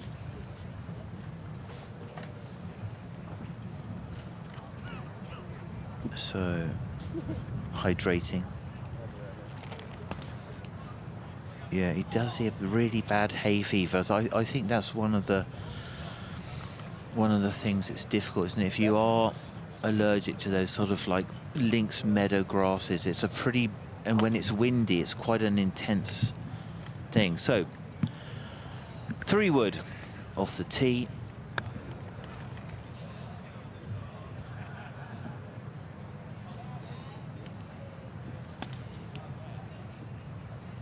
Have a look at this. So a little bit more movement into the right side, not so stacked, not so left leaning, not so front leg loading. Almost as he was as a junior when he first came out, kind of like off-centered quite a lot, Peter, then he kind of re-centered and then released forward, that very high right hip, that very high right forward right shoulder. He did have that as a model that he had, and I think, you know, Butch Harmon, I think, was Butch Harmon and Haney kind of really tidied up the plane. That's money. Yeah, the actual fundamental, those 3 shots really show kind of what Tiger's about, don't they? That was a fade, a draw, and then a straight one down the middle. But the actual impact for Woods has been, it's been fairly consistent throughout his career. He's always had that kind of slight, well, the look of that dip into impact and then the clear through. He's always done pretty much the same things. Like I said, everything else around that impact has just been tidied up to make it more consistent. So Tiger just looking for a flat lie. That's cool though. That is something to kind of note for kind of anyone watching these range sessions with Tiger as well, just before he's going out. It's draws, it's fades, it's straight shots, it's working the ball, it's understanding that once you get out onto the golf course, you know, chances are you're not going to be able to hit the same shot time after time after time. You know, you do have to get the feeling of working that ball before you get out there. Yeah, it's a very good point. A practice session when you're working on your game is a lot different than a session when you're working to prepare yourself for a tournament round. A tournament round is all about your shot making. Make sure you've got the feels for the different flights and different shapes, not thinking so much mechanical. So, I mean, there's tons of speed in the swing now. That's a good shot. Yeah, and you can tell how kind of consistent his impact is. I mean, again, just look at the peak heights of those shots. You know, they're going through the same window every single time. Launch angle at 11, ball speed at 170. You know, in these conditions, absolutely fine. Yeah, I mean, that's the average for the whole. That 173 is the average for the whole of the tour. That's not. I mean, the reason this is not going 345 is because we're the wind conditions. So that, you know, these are real numbers, not normalized. No algorithm thrown on these. So let's have a look. Tiger Woods. Posture looks athletic. I like the movement in the feet. The club really sets into a super neutral slot, and then that kind of, I know there's not so much separation between upper body and lower body, that disassociation as there used to be when he was a young man, but that's normal. He's 48, he's been injured. The hips and the chest release a little bit more as a unit, but I mean, and there's more arms probably powering to compensate those big, strong rotator cuffs and all of the work that he does on his upper body. Yeah, well, he's spoken about that, hasn't he, about how he's transferred a lot of his training to bulk up a lot more in the upper body and just focus on recovery and, you know, building up the muscle slowly in his lower half. So yeah, as he turns onto it with his upper body, that's where he's generating a lot of the force from now. But even on the backswing, like allowing his kind of hips to turn a little bit more, you know, that's again a pretty modern trend. A lot of players are doing that now. So he's not out of place even doing that. No, I mean, I think that was one of the things that happened, wasn't it? It was like, how tight can you wind up the elastic band in the backswing before you let it explode?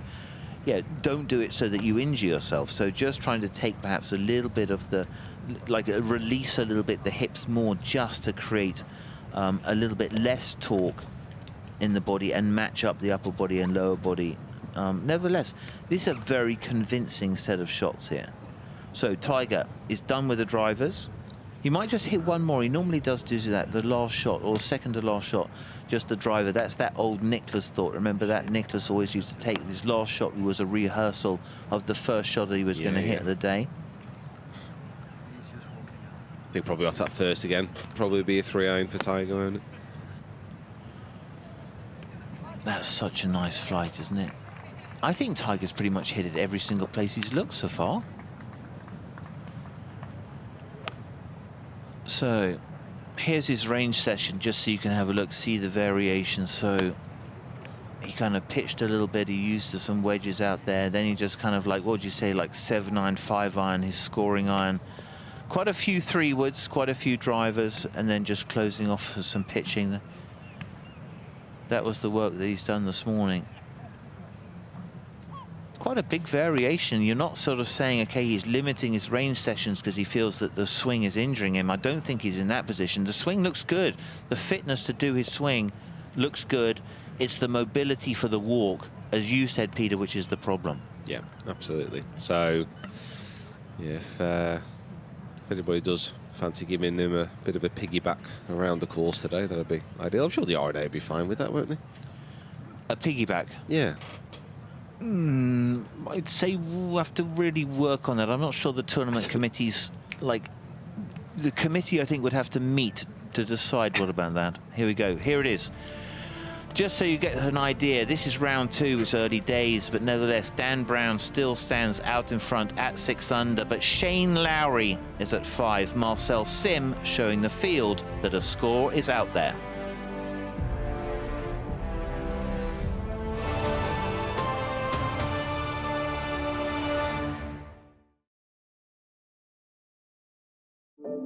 Control.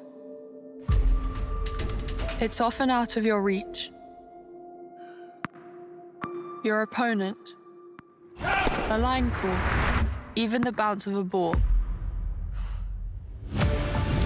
Every game is full of unexpected twists and turns. You have the lows, the injuries, being away from home, the pressure.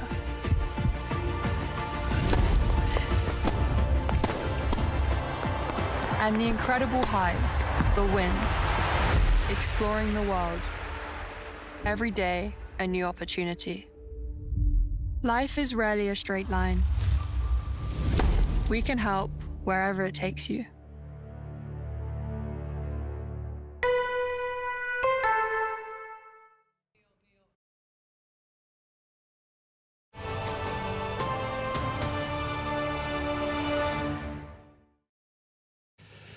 We've made it to the heartbeat of the village, the heartbeat of the Open, in fact, and throughout Live at the Range, we've gone through so many different upgrades in technology, so much savvy stuff on the range, but this is old-fashioned, old-school scoreboards. We're here with Carol Ann. Carol, how good is this? This is proper old-fashioned golf scoring, isn't it? It certainly is, and thanks to our team from Belmont Academy in Ayr, these kids have been up since 5:30 this morning, setting up the boards from 6 o'clock, and all is done manually by hand. So we have to start from scratch and we have to get the order of play, and then when they're all up and running, we have to then put the scores as they come in live to us. So they come in live on a handheld machine, and they're telling us every sort of 10-15 minutes what the scores are, and the kids are updating the scores as we go. Nice. What are some of the harder parts of this job? I can imagine your mathematics skills have to be pretty good, your physical strength, your mental strength in particular. What are some of the hurdles they have to jump? All of the above, George, all of the above. They're up and down these boards, and thankfully we've got the youth on our side, because the older staff are struggling with that a little bit, but we're doing okay. Yeah. We're just keeping them right, and they're good physically and mentally. We've got top-class students at Belmont Academy. Absolutely, yeah. Oh, yeah, they look in peak physical condition, and they've all got smiles on their face. Should I be concerned about the shorts? Because obviously we're talking about mental strength and physical strength, but we can't control the elements. Oh, but we're Scottish. Come on, west of Scotland. We get 4 seasons in one day here, George, so it's absolutely easy peasy. You're beauty. Yeah, beauty. I ken what you mean. You're a wee dancer. You're a wee dancer. well, thank you. Very good. I'm a wee chancer. You're a wee chancer. I love it. All right, thank you very much for your time, and I'm going to be checking for mistakes. I'm going to be keeping my eyes on you guys. Okay, and who are you supporting? Who am I supporting? Oh, Bob McIntyre, obviously. Oh, come on. Yeah, That's the boy. easy way to get in the good books there. Absolutely. All right, I'm going to go while I'm on top and on fire. We'll see you guys soon. Cheers. Thank you. It's all right. Well done. Good stuff. Here on the range with Claude Harmon III. Claude, you've just been with DJ. He tees off at 8:47. How is he feeling this morning? Yeah, he said he didn't really feel like he hit it that bad yesterday, but he shot 3 over, didn't take advantage of the par fives, and I think that's what this course can do. I mean, you get out of position, you hit a wayward drive, and you're really struggling to make anything other than a big number. So if he drives it a little bit better today, I mean, he putted very well yesterday, but it's just a very difficult test, and I think everybody is hoping that the weather doesn't get too crazy. Yeah, I mean, it's changing as we speak, isn't it? And the wind direction looks like it's going to be the same as yesterday. So at least you've got 18 holes of experience with that wind under your belt, so to speak. Yeah, the front nine, you've got to try and make your score, and then you just hang on the back. But there just don't seem to be a lot of birdie holes out there for the guys. Really tough. What do you make of that score from Dan Brown, a 6 under par that came coming in last night? Yeah, I mean, an amazing score. I think the Open always throws up someone that isn't kind of a household name, isn't a superstar, that they come out and they don't really have anything to lose and they just freewheel it. And it'll be interesting to see what he does today. I mean, obviously, can he back up a really good round yesterday with something, solid today? Yeah, it's Shane Lowry, -5. He's got to be one of the hot favourites, hasn't he? Yeah, I mean, Shane loves links golf. His game is kind of made for this. He always tends to putt well on links greens, and I don't think there's anybody that's surprised to see Shane Lowry play the way he played yesterday. One of your other players, Brooks Koepka, he's just gone to the putting green, -1, a decent score yesterday. Yeah, he had 4 birdies in a row, and I think Brooks was really proud of the way he fought in the middle of the round yesterday. These type of golf courses in this championship, you're going to have a spell to where you just kind of have to buckle down, have to fight through it, and just know that there are going to be difficult holes that you just have to get through and have to not kind of blow your round by doing something crazy. And I think he was really happy with the way he kind of fought through it yesterday, and one under was a good score. Yeah, great stuff. With your players, you guys are plotting ground. I mean, this is a game of chess on this golf course, isn't it, here at Royal Troon? The areas that you definitely don't want to be, but with the wind, when it's left to right in the back nine, it's really hard to plot those positions. Yeah, I mean, you can have a ton of strategy, but if the wind shifts or the conditions change, you really don't know what the strategy then becomes. But I think everybody has a pretty good game plan, and they try and stick with it as long as they can. But as we've seen this morning, Marcel seemed 4 under through 6 holes. If you get on a heater, you've got to maybe change the game plan and say, okay, I'm playing good, I'm hitting really good shots, everything's kind of going where I'm looking, and maybe I do just kind of ride it and be a little bit more aggressive. But it's always that kind of, that edge that you're riding on. How aggressive do you be based off of how well you're playing? Yeah, and finally, Claude, your job on day 2 of a major, it feels quite tense on the range, doesn't it? Because, we've got the cut coming up tonight, haven't we? So you're just trying to keep everyone calm and chilled? Yeah, I mean, these guys are used to it. I mean, they're going to be looking at the leaderboard, but I think everybody knows that if they go that, everybody that's kind of right around that cut line, everyone knows if they go out and just play a good round of golf today, it'll take care of itself. You can't try and put too much pressure on it, because I think then you can kind of put yourself behind the 8 ball a little bit early. Listen, we hope your players have a great day, and you have a great day as well. Well, I haven't hit any bad shots this week, so. Only good ones. Thanks, Claude. Great stuff. Back to you. Awesome. Yeah, so interesting to hear Claude Harmon III. Now, this is the 152nd Open, and it is sold out. And you better get your skates on if you're going to come and join us at the 153rd. That's at Royal Portrush. The Open Championship Peter Finch, sprinkled with a little bit of Irish pixie dust. It's going to be amazing. Scan the code, the QR code, enter the ballot, and come and join us. Don't wait. It will go really fast. Yes. We will see you at the Harbour Bar. Oh, I am so ready to be in Royal Portrush. Some fantastic golf there. So, Cam Young, I would say, of the pause. Akshay Bhatia in the fescue checking it out behind him. Shane Lowry, Irish eyes are smiling. Team Lowry strolling. That's the walk of a man who had a great day yesterday. It is, isn't it? That is the smile and the walk of someone who thinks, you know what, I quite like it. I don't know what everyone's making a fuss about. That's right. Lads, how did you play yesterday? Oh, shame. No, shame. He's the dog, isn't he? How about that? Would you be doing that if you had a great score? Would you be asking everyone, even if you knew? How was your day? Even How if was you your knew? day? Did you birdie the 12th? Oh, really? Oh, shame. Such an easy pin out there. Yeah, you can rub it in. But I mean, Rory, think about, I mean, like if Rory McIlroy had dinner last night with Shane Lowry, what do they talk about? Probably something other than golf, I imagine. Oh, dear. Now, that, I would suggest, is Matt Fitzpatrick. He was 1 under par, chatting to Mike Walker. Mike Walker, what a great coach he is. So out with Shane Lowry and Cam Smith. Cam Smith yesterday, how was this? How was Cam Smith's day yesterday? He played with Lowry, shot 5 under. Fitzpatrick, who shot 1 under.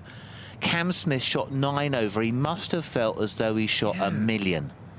It's often when you play in a group where your partners are having a good game, they tend to pull you along for the ride. So, yeah, Cam must have felt, he must have felt terrible. So, but it's easily done out there. I mean, that's the one thing to say. I mean, I'm actually surprised at how many people didn't shoot an 80 yesterday, if that makes sense. Yeah, I mean, it's funny, isn't it? I'd be a Cam Smith fan. I love the way he plays the game. I love the creativity. But really, since he played the Open, we haven't really seen his form. I don't think he drives the ball as well. He had a lot of foul balls in practice when we were watching, kind of like a double cross. And the misses were quite big, weren't they? So maybe not quite on form with the swing. I mean, Cam's always going to put himself usually in a decent position because his short game is fantastic. That's one of his huge strengths. But obviously with Fitzpatrick, he's added distance to his game, but he can also squeeze it. Like with his driver, with all his irons, he can get that low ball going. So can Shane as well. Yeah, I mean, he started so badly. So bogey, triple bogey for Cam yesterday. And it was a little bit of a messy round. He did birdie 16 and 18. So Fitzpatrick, no worries for him. He's got to be thinking that he is really in the right place there. Round 1 was difficult. He'd very, very tidy card. Birdied 8. Birdied 13. Great birdie there. 1 drop on the 10th. Very, very tidy. A typical of what you would expect from him. Organised round. Yeah, it was. And earlier in the week as well, he was one of the players that was thinking maybe wouldn't have a great tournament because he was grinding. He was searching a little bit on the range, but he certainly managed to pick something up. Yeah, you know, I was chatting to Mike Walker, and it's just a case of like organising it. So trying to get a little bit more stability. Sometimes that left knee comes across a little bit too much, almost like releases him to drift a little bit too much. He can't get back there. So trying to stabilise, trying to swing in a smaller spot, not in such a big spot. So Mike Walker there, very organised coach, calm, very calm. Like if it's all going haywire, you'd want a Mike Walker to come in there and just say, now listen, think about that. Don't worry about that. Don't worry about that. It's not that. This is what it is. Off you go. You've got this. I mean, I've had a chat to him over the start of this week. I'm not sure if he's calm or if he's just knackered. Like, he's been on the road for about a month. I think he's ready to go home, curl up in his jacuzzi and have a nice glass of wine, I think. He's a top man. Great. The personalities of the caddies, of the coaches, they are really kind of like the heartbeat, especially of the DP World Tour. So the players, I mean, so many of them, certainly coaches who were kind of like wandering around the range. Realistically, at this moment in time, they're not doing coaching. This is more just like performance coaching, if you want. They're just trying to get their players in the right headspace. Yeah. Because they're not going to tell them anything really about their swing at this point. No, you're just going through it. So you can see on the right side of your screen the TopTracer data that is brought to you with TopTracer and our partner Rolex, our partner in golf. Amazing Rolex, amazing HSBC. We couldn't do what we do. We couldn't bring you, the viewer, the kind of quality without the support of those types of sponsors. So we thank them. And then the R&A, they put on the greatest show, I have to say. It is forged by nature, but the event management here is off the charts. So professionally done. Fitzpatrick losing that one a little bit to the right. Looks a little bit scrappy so far, the warm-up. A little bit scrappy. Just looking at our thing there. So just looking at the data. Let's have a look here. Stabilize it. Calm it down. A look. And he pounds it. Just working on some different shapes. I hope he's working on some different shapes. Well, he's certainly getting some different shapes. Different shapes are being produced.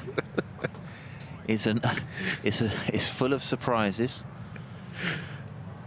So, left-hand grip up to the sky. Look at that. Hips rip it. Look at the rip of the hips. Swing and a miss. Gotta be honest, I don't think he's looking for these. No, I don't think quite got that. So Fitzpatrick looking at the same data that you were looking at. 158 feet of curve, I suggest, is a difficult shot to control, Peter. That is a strong wind off the left if he's hoping to hold it up into it. So here we go.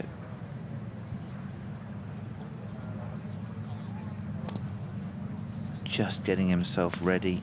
Does he like that a little better? Those are his results in the 2024 Major Championships. The Masters was okay. Valhalla would be disappointing because that's quite a good golf course for him, I would have thought. And then Pinehurst made the cut, but then didn't really show at the weekend. So, not in amazing form.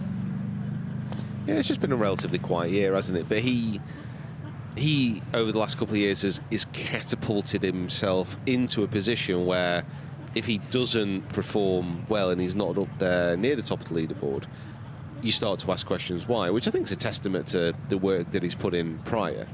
At the end of the day, there's a lot of great players out there, and you're not going to win every week. You know, we can't expect everyone to be the next Tiger Woods. No. So, just the chat. Team Fitzpatrick, Mike Walker, William Foster. Great caddy, Billy Foster. So, yeah, he's been around a long time. Great caddy, great caddy. Ken Conboy, another great caddy, been out there for years. So, Mike Walker just stepping in. The red contraption by Mike's feet. A drill that Matt was working on, just trying to stabilize that left leg.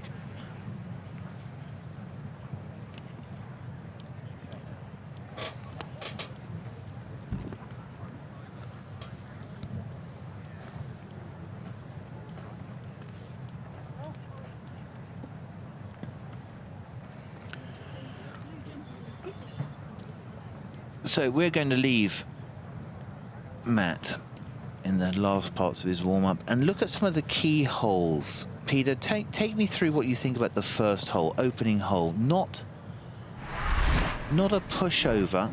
Here we go, here's the flyover.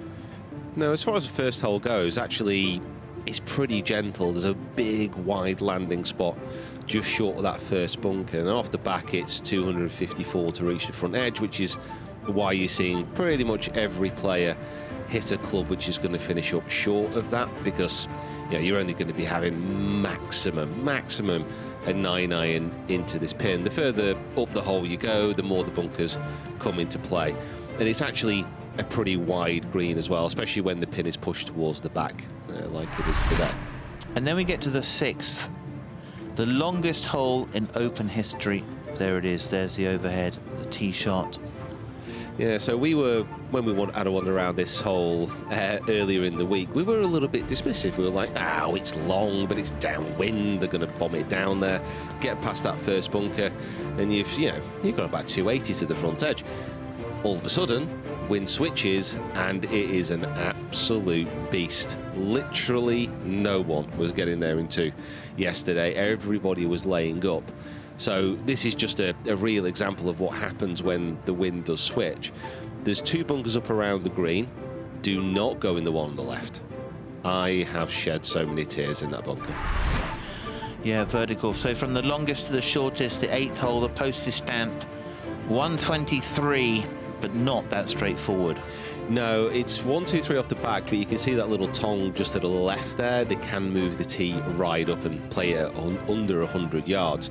It was playing the 5th hardest hole yesterday for such a short par 3, and that just shows the depth of those bunkers and the trickiness of hitting the target. So Troon, they say, is easy out and then hang on coming back. Take us through the 11th.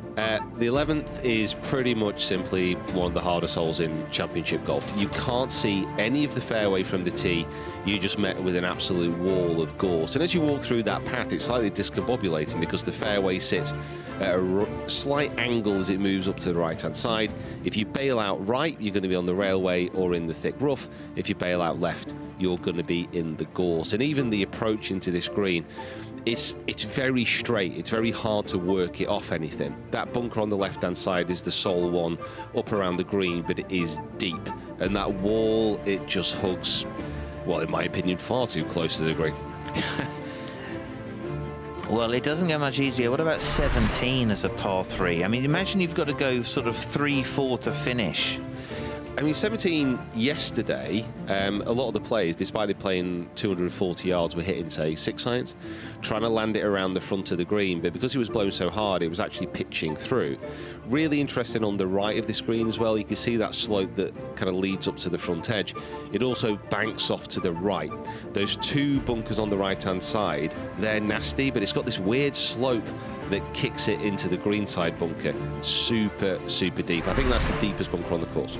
Yeah, and then this will be the 72nd hole. We will crown our champion on this one.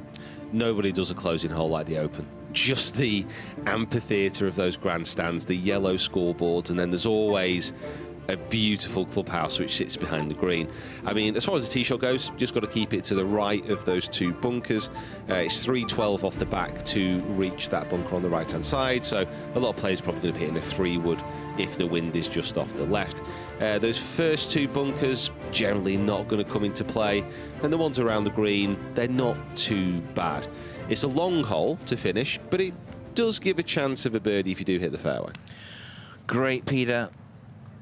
So on the driving range, as we get into the morning, is Di Stewart.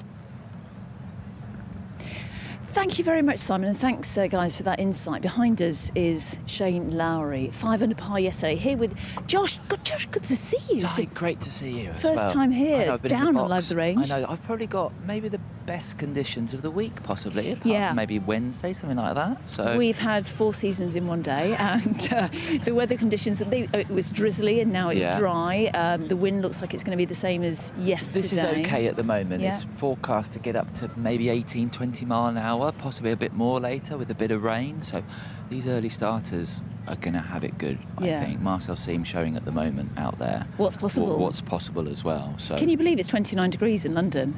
Don't. It's incredible. Don't bring that up. It's remarkable. No, but we like the chilly conditions up here. Shane Lowry's behind us. He's got Darren, his caddy, on his back, his agent Connor behind as well. But that round yesterday, it was just fantastic to see. He came here a couple of weeks ago, did some practice, played in all the different types of winds. And, you know, that just stands you in such great stead. We know that he loves playing in Open Championships. I would think Shane wants the weather to get bad. Can you think about Portrush when he won? Yeah. That weather was terrible. It was awful. That week, and he was superb. We've just been watching him hit drivers up into the wind, holding up into the wind. That doesn't faze Shane at all. His putting yesterday as well. I think he had 6 par putts 5 feet or more. Yeah. That was massive for Shane yesterday. He's just about finishing up now. I think just a few wedges to finish, but is I think it was his lowest first round in a major. Yeah, that's an right. Open, I yeah. think, as well for Shane. So he's looking great, and he will not mind these conditions one bit. He's off at 9:47. I'm just having a look at the time. It's 9:20 right now. So what's he going to do? Where's he going to go now? I don't think he's going to do much. I think he's going to probably maybe chill out. He might head to the putting green for a little putt before his tee time. So he's got plenty of time. He looks so relaxed. Shane's always relaxed. To be fair, He's off. He's off.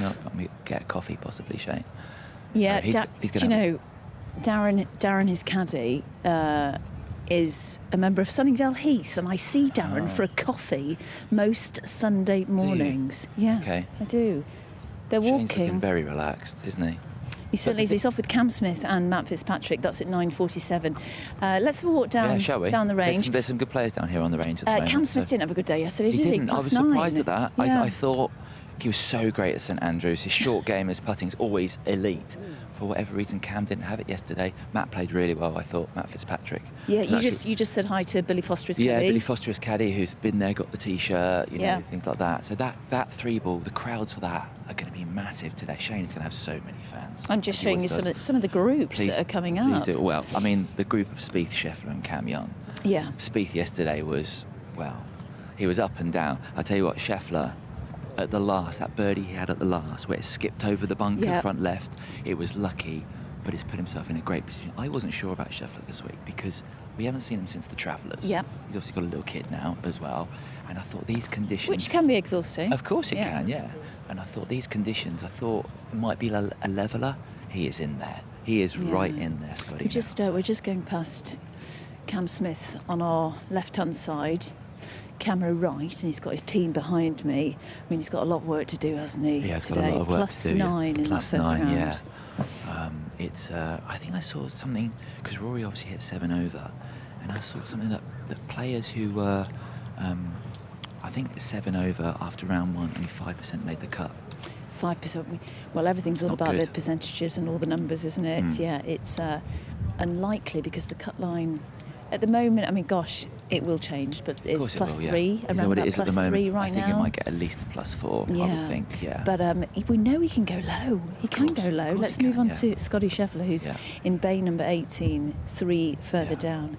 And, he was Pete Finch, Andrew Coulthard. Who else have I spoken to on the range? They were saying that Scotty looked like he was trying to find a few things. Yeah, I heard that as well. They were saying what I love about Scotty is, and Simon in the box, we were talking about this yesterday. Every shot here on the range, he checks his grip every single time. It's just the fundamentals he has perfect. And the sound of his club face is a little bit different to everyone else here on the range at the moment. But I think he'll be ecstatic with his round yesterday, Scotty. Yeah. Of 1 under par. He is right in there, and we know what he can do. Look, checking the grip once again, just feeling it. Playing in how many? I think this is his 4th Open Championship. It is, First one was at St George's in 2021. Decent result back then. Yeah, you had I think it was 8th. It was tied 8th, yeah. And he's had a couple of top 25 since. He's That's got a good right, record yeah. in the Opens, and he's always so super cool. I think his demeanour is the thing that sets him apart.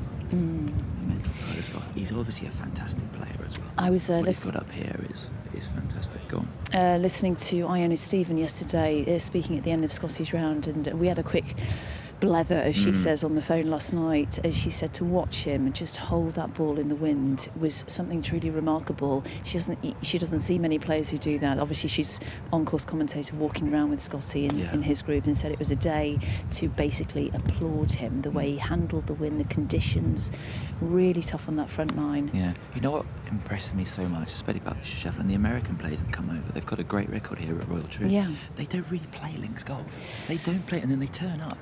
And they're absolutely world class. I mean, Scotty's obviously world class, but they perform so well. The other likes, you speak about American winners. We spoke to Justin Leonard, the winner in 1997. 27 years ago he won. He's looking great, looking fresh. He came into the Sky Open, so yes. You still look about 32.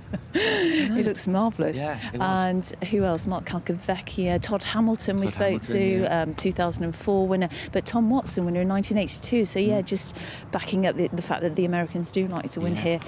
Got another American. Let's walk further down if we can. A little bit further down. Yeah. The other 2 in Scheffler's group are down here as well. Cam Young. Yeah. And Jordan Spieth. Cam Young is still incredible. He hasn't won an event. It's remarkable. Obviously, he did great in 2022, and he had a Chasing down. 59 a couple of weeks ago at the Travellers. To shoot a 59. I know, yeah. It's one of those scores, you must be checking the leaderboard all the time. Of course. Thinking, I'm almost there. Yeah. And to actually achieve it, to be one of very few players in history Exactly. to shoot a 59 on the PGA Tour. Yeah. What do you like about I don't know, his swing? His rhythm, because he's got this little pause at the top of his backswing, Cam Young. But his rhythm always seems just fantastic. The sound of the turf when he hits it as well. But I think once he wins one, he's going to win a few, Cam Young, because he's possibly the best player not to have won an event, I would say, at the moment, in the world, Cam Young. He's proven on links golf, as we saw at St Andrews in 2022. Played brilliantly, yeah. and that final round was very special indeed. It really was Couldn't special, just quite catch Cam Smith. Yeah. Let's move on to Jordan Spieth. Go on to my They'll all be wanting to get off to such a quick start, because you alluded to the fact that Marcel Seamer shows what's possible. The weather conditions, they look like birdies are there to be captured right now. At the moment, Yeah. I think it looks like about 11 o'clock, 12 o'clock. I think that's when the wind's going to pick up. We're going to get some sunshine. It's going to be about 19, 20 degrees, but the wind's going to be a really big factor today. I think it's a southerly wind, they're saying, today. But Jordan at times yesterday was electric. I think he eagled, was it 16? Did he eagle? He holed one of those putts that Jordan always seems to hold. I'm just going to have a quick look at his card, his tee-off time. There we go, level par yesterday. He was out in 37 straight. It's a par 71 here, just to remind everybody.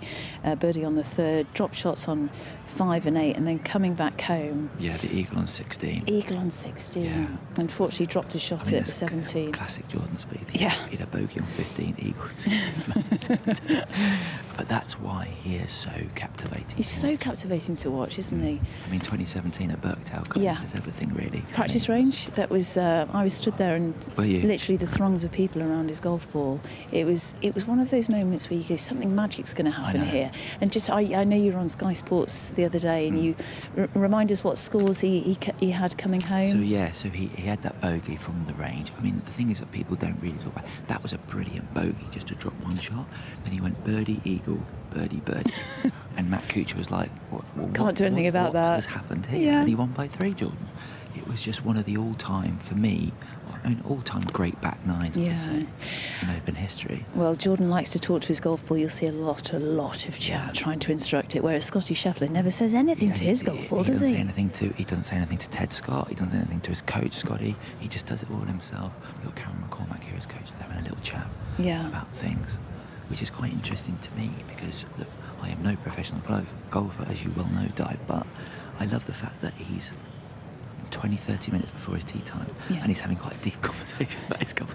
But I don't think there's many golfers in the world that could do that. Jordan Spieth is one of those. He's one of those, isn't he? Okay, let's get to commentary. And Wayne Riley is joining us with Simon Holmes. Good morning, Wayne. Good morning, Simon. Hey, good morning, guys. Yeah, delighted to have Wayne Riley in there. Fantastic to see the preparation. So what will you be thinking, Wayne? Let's suppose you had a bad round and you've got No, I day never two. have bad rounds. And you had, and your day 2 coming out, or you'd survived the day. Like, I mean, you know, let's suppose you're a Jordan Spieth, you shot level par on day 1. What are you working on in the morning? You're just kind of clipping a few, get the feel, check the conditions. Is the most important guy the weatherman? I'd be going and I'd be looking for you. Give me something. Just give me a something. nugget. If I shot 3 over, I'd just give me something so I can get back to level par. Give me something to make the cut, because, look, if you don't come to a major championship with your game, it's not very likely you are going to find it. You know that. And it's just one of those. I mean, what a day. It's going to be a big day. I mean, he's a very much a confidence player, Jordan Spieth. And we could expect decent things this week. We shall see. Depends. He might be very... His putting from 6 feet and in hasn't been great. So maybe on these slowish greens, he might be happy with the pace of these ones. Yeah, it's interesting, isn't it? I mean, level par is in 19th spot, so it just goes to show. So we will leave Jordan Spieth go through Cam Young and head over to Scottie Scheffler. I mean, he showed a lot of grit yesterday, Wayne. I thought he managed himself very, very well, and a very strong finish. Oh, he's a great player. I mean, who is going to argue with us that he's not going to be there at the end? I mean, let's face it, he's going to be there at the end, you would think, whether he can win this. I always said he had a game for links golf, for an Open Championship. Why? Because he's so creative. He can turn it right to left, left to right. He can just do everything, high, low. And he comes from Texas, Dallas, Texas, where it's extremely windy. So he knows all about it. Look, the Masters that he won this year for the second time, the first 2 days, it was blustery. And if you can get around Augusta, where the greens were baking up and firm, he made a mockery of it. So, and that is every bit as hard as this test. I mean, when it was a warm wind at Augusta, hilly, going everywhere in the pines, and yeah, he prevailed. So no one can say this guy can't play in the wind. This guy can seriously play in the wind. I mean, he is a spectacular iron player, but I would also say, in addition to that, an amazing array of shots. His chipping and pitching, really peerless. Yeah. No, that is the best part of his game, in my opinion. The putting's improved dramatically, but the chipping, and with no divot. I mean, he just picks it all the time off the top. The great pitchers do these days. Yeah, so he definitely was working pretty hard. He had Ted Scott filming him a lot this week, but here are his results at the Open, really sort of proving with those numbers that he is a man whose game will travel. You can see just that pattern of shots, just working the shots. So a range session like this to prepare for a round is a lot different than a range session to work on your game, Wayne. Agree with that? Yeah. Yeah, no, he's just warming up, but he's ready to go. When he's at home, he didn't play last week at the Scottish Open, but when he's at home, he works extremely hard on his game, I am told, from a range of people. His coach, his dad, Scotty Senior, who I've become quite friendly with, walking the fairways of the world, watching Scotty. He's an extremely hard worker. So let's have a look. So just to let you know, these are kind of like his stock yardages. No real surprises there. I mean, the game has massively changed. You know, I had these stats from Ben Hogan, his 53 yardages, and his 7-iron used to go 135. Yep. Right now, 7-iron 184, just as a marker for you, all the way up to, you know, the carry with the driver or the total with the driver 300. So my 6-iron used to go 165. Yeah. They've got stronger, but the equipment has changed the game. Yeah, well, the irons are stronger. They've cranked the irons up. Yeah. Why, I don't know. I really, it doesn't make that. There's obviously a reason, but they have. Back in my day and your day, we used to have more loft on the club. Yeah. Now an 8-iron looks like a 6-iron. Yeah, Tiger's still got that. Tiger's still playing off really weak lofts. Yeah, I like the weak loft. Yeah, and really spinny golf balls. So let's have a look at Scottie Scheffler's footwork here, and sort of his pre-prep. Look how carefully he's always putting that left hand on the club, so he's really sort of focused to get his basics. So you're going to really see that left foot kick and roll over, and then the right toe comes in to balance him. So he does tend to move to the left very, very early, sort of just, you know, it's not a sort of swing to the right and then swing to the left. You know, he's starting to move to the left by the time the club's almost like belt high. He really does shift early.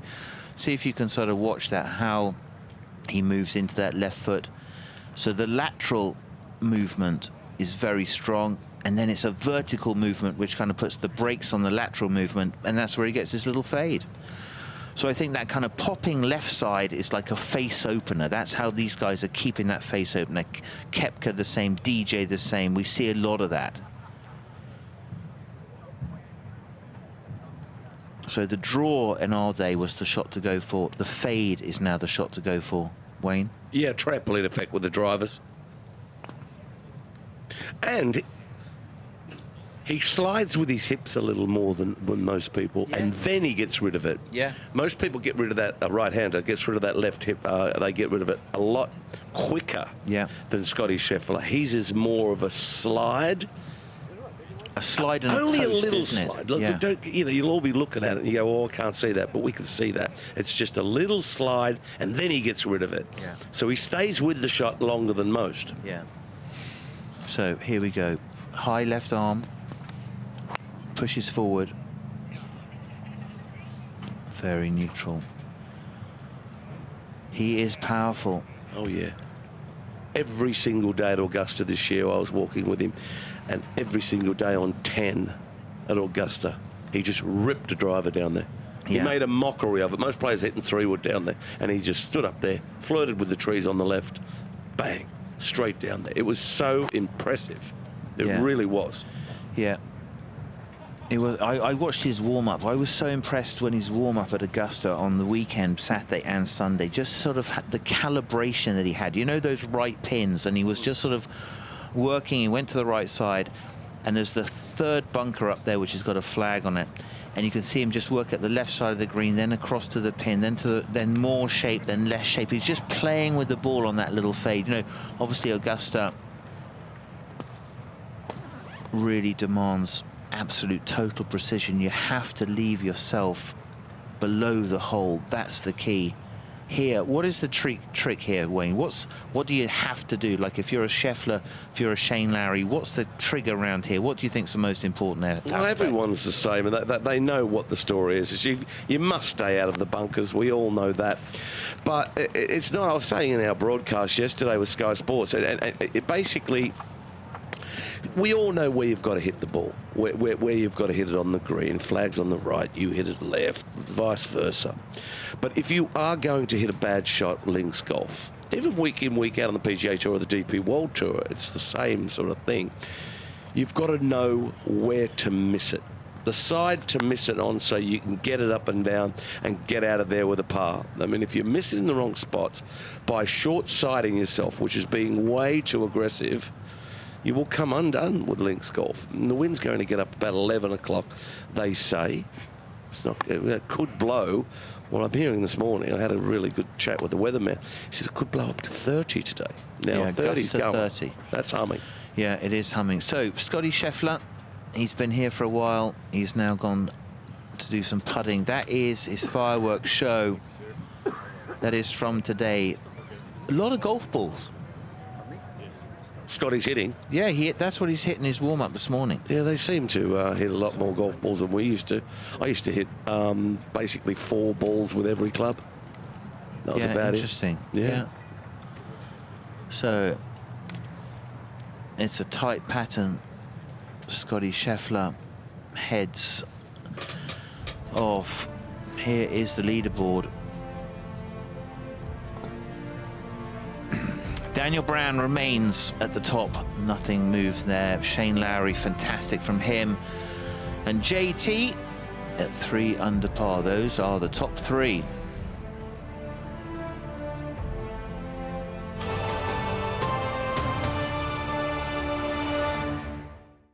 Follow the 152nd Open in unrivaled detail on the Open.com and the Open app. Go behind the scenes with Live at the Range in partnership with HSBC from Monday to Friday of Open Week. Track every shot hit at the championship and get real-time statistics with ShotView, powered by NTT data. Get minute-by-minute coverage and expert analysis on the go with the Open Radio. Follow featured groups in partnership with Rolex throughout each day of the championship, and soak up all the action at the stunning 5th hole and the iconic postage stamp with the Par 3 channel. All streams live on RNA TV and the Open app, with a host of other content across the Open's social channels. Get closer to the Open wherever you are.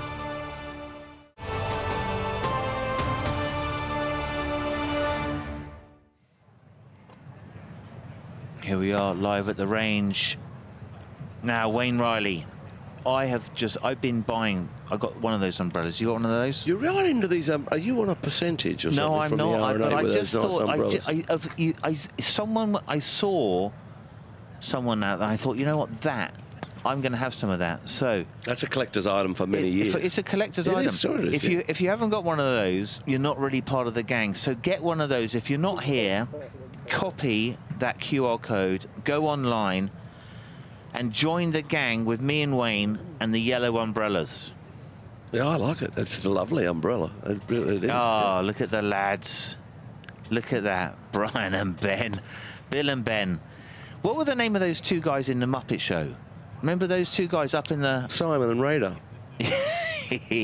Waldorf and Stadler. There we go. The crowds enjoying the most amazing spectacle. There is no finer championship in the world of golf. Our hosts, the R&A, they are top of their game. The event management this week is absolutely off the charts. So congratulations and thanks to all of the volunteers and the sort of the team who've put this together. There must be a lot of them. Oh, it's spectacular. Oh, it's the biggest build-out you've ever seen. This is the biggest I go through. The Masters, well, that's just always stays there, most of it. And then the PGA, big, yes, not as big as this. No. US Open, big, yes, not as big as this. No. They're all great championships, Yeah. but this thing is it is the daddy. It's the daddy. It's the oldest, and it's the it's the oldest and it's the best. It's you know, and it's hard to look, be everyone's the got best. their own opinion of which is the best major championship. Everyone has. But for us, yeah, this is spending so much time in the UK, as I have, being an Australian, this is the one I always looked at and got up more than most. And Todd Hamilton, 204 there. Great So, win. yeah, this is our big monitor. We've been sort of being able to display to the players and to the gallery, but mostly the players, the TopTracer technology. That is Jordan Spieth, I would say, with a driver. 178. He is off soon. So TopTracer has really brought the driving range to life. Let's have a closer look at how it all is put together with Peter Finch.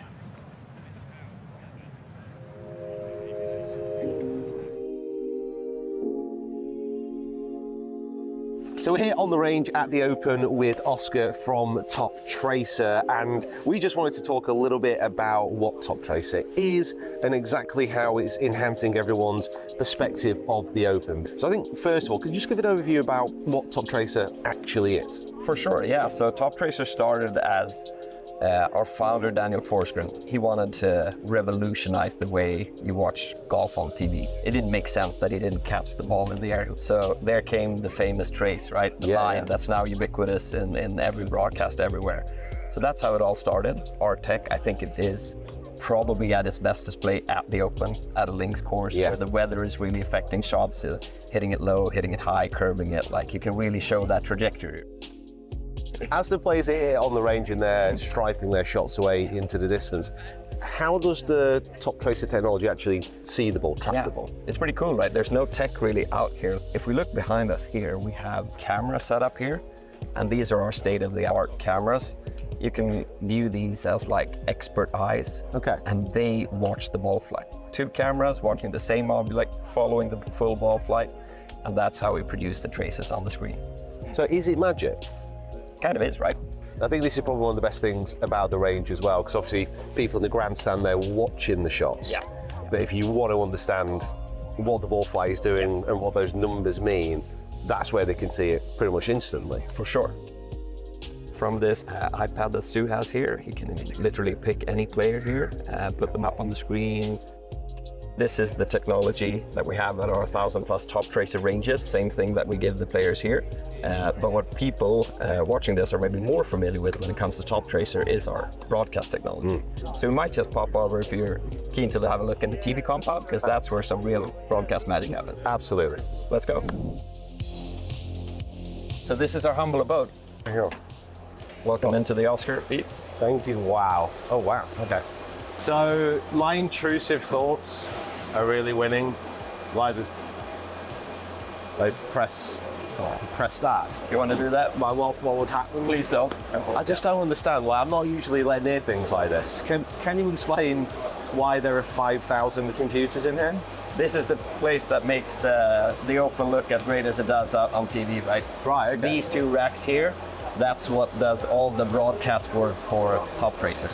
So these guys do the heavy lifting from everything that is captured by our cameras out on the course, right, okay. Relayed back here, and then fed out to all the broadcasts all over the world.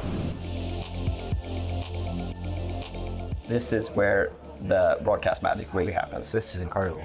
I genuinely didn't know this was like what it was like behind the scenes. So all of my colleagues right here and the crew from MSC Systems, they're looking at the screens, making sure that they annotate every player.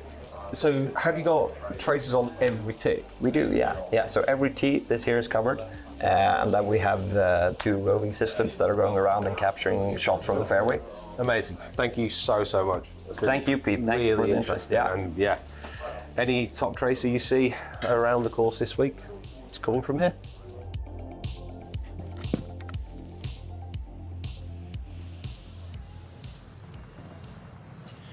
Yeah, fantastic insight. I mean, it really has, I think, of all of the sports, having the ability to trace the shots and have all of this data, it's really helped the viewer at home, hasn't it? It was always hard to follow the ball. Well, it's nice to watch for the viewer at home and the amateur player, whether you're young or you're old, to see what shapes they hit, different players, your favourite players, and check out their ball flight, how high they hit it, how low they hit it, can only help our great game. There's so many innovative things that have happened to our game that has only helped us. And, you know, the equipment now is so much better than my day and your day, and it's all good. You know, there's businesses within the business. Yeah, it is amazing. No, it is. There he is, Mackenzie Hughes. Astonishing. Last week, got a 2-shot penalty for being late to the tee. That hardly ever happens. So, corrected it here now. I have dreams about that still to this day. Nightmares, yeah. Yeah, nightmares, like running to the first tee. You wake up at 2 o'clock in the morning like you've missed your alarm. I have another dream, which is really bad. Okay, this is when I get on the first tee. It's a family show. No, I get on the first tee and the boards, and they put the tees too close to the board, so I can't make a backswing. And I can't get any power off the first tee. And then I have another dream that when I'm around the greens, I'm chipping to a tabletop, when the flag's on the tabletop, and it keeps on going over the other side of the tabletop, and I can't keep it on the green. I'm a sad puppy. Wow. And on the course, Radar, give me, what's your worst moment on the course? What's your worst moment in an Open? Oh, that's, yeah, the worst moment in an Open championship, I hit someone here on the par 3, early doors. And that was my worst moment. I still went, it was the second round, but he was okay. He was about an 18-year-old chap, I'll never forget it. And that, you know, it upsets put the wind up me a little bit to hit somebody. There was 4 and they all yelled, but he's fine. He's absolutely fine. I've actually seen him at other Open championships, and I still apologise to him.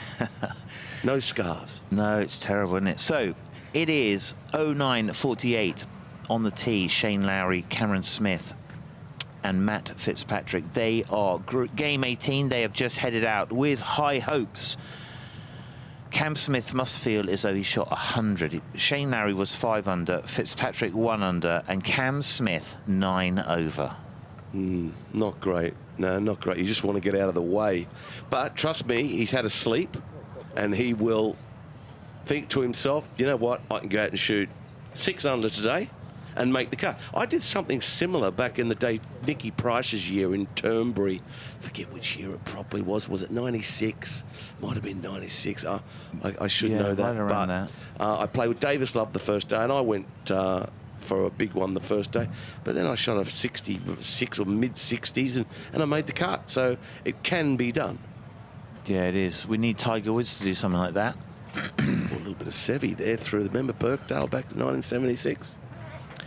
So, Lots of different shapes of shots that the guys are practicing.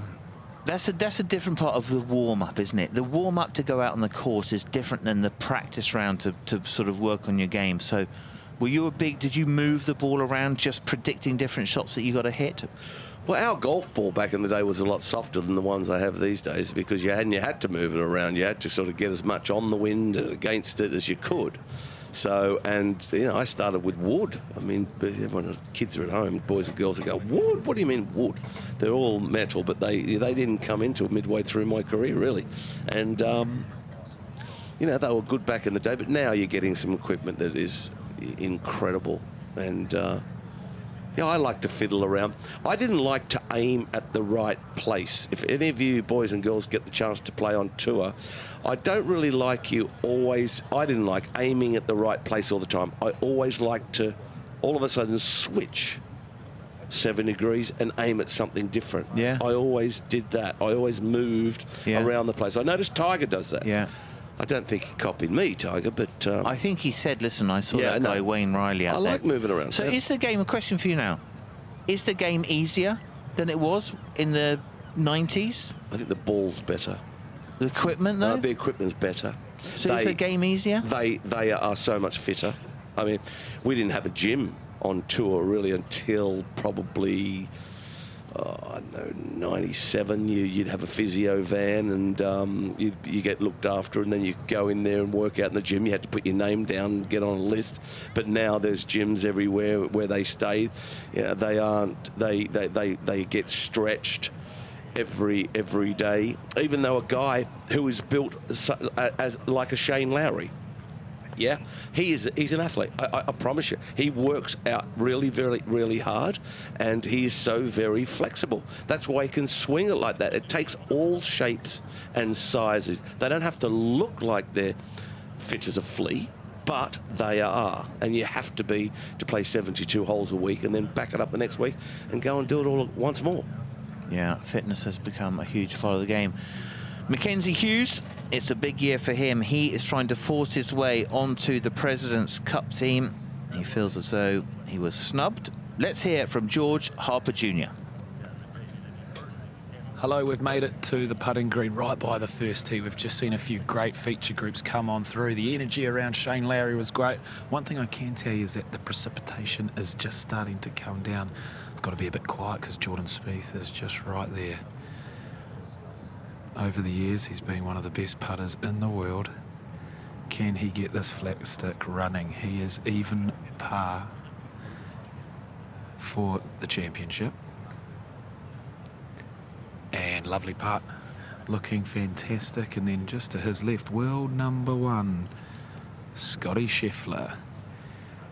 Watching him putt, watching his improvement over the, I guess, the last year or so with this new Spider putter has been good to watch. He is 1 under, and I'll give you the red hot tip. He is still the running favourite for me at this Open Championship. He's just done enough yesterday to stay right in the mix, and then from there I can just see him building and building. So going to be interesting to see how they go, but I can confirm there is just a tiny bit of drizzle, but there's also some light in the distance, so this might not last too long for the players.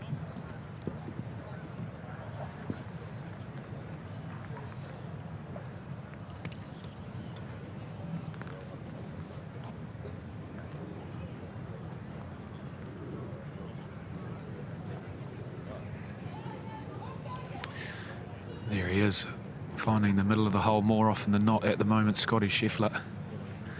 He's got the gilet, got his layers on, and off he goes. All the attention on the world number 1 as he makes his way to the first tee for round 2 of the 152nd Open at Royal Troon. We'll be right back as Scotty Scheffler leaves.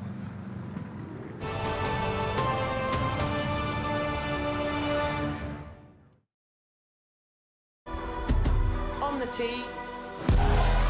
She's staring this one down, and for good reason. Look at this, just delightfully done. She's on top of the world, going directly at the hole. Tell you what, go on, oh, get in there. There's something about the AIG Women's Open. Oh my goodness.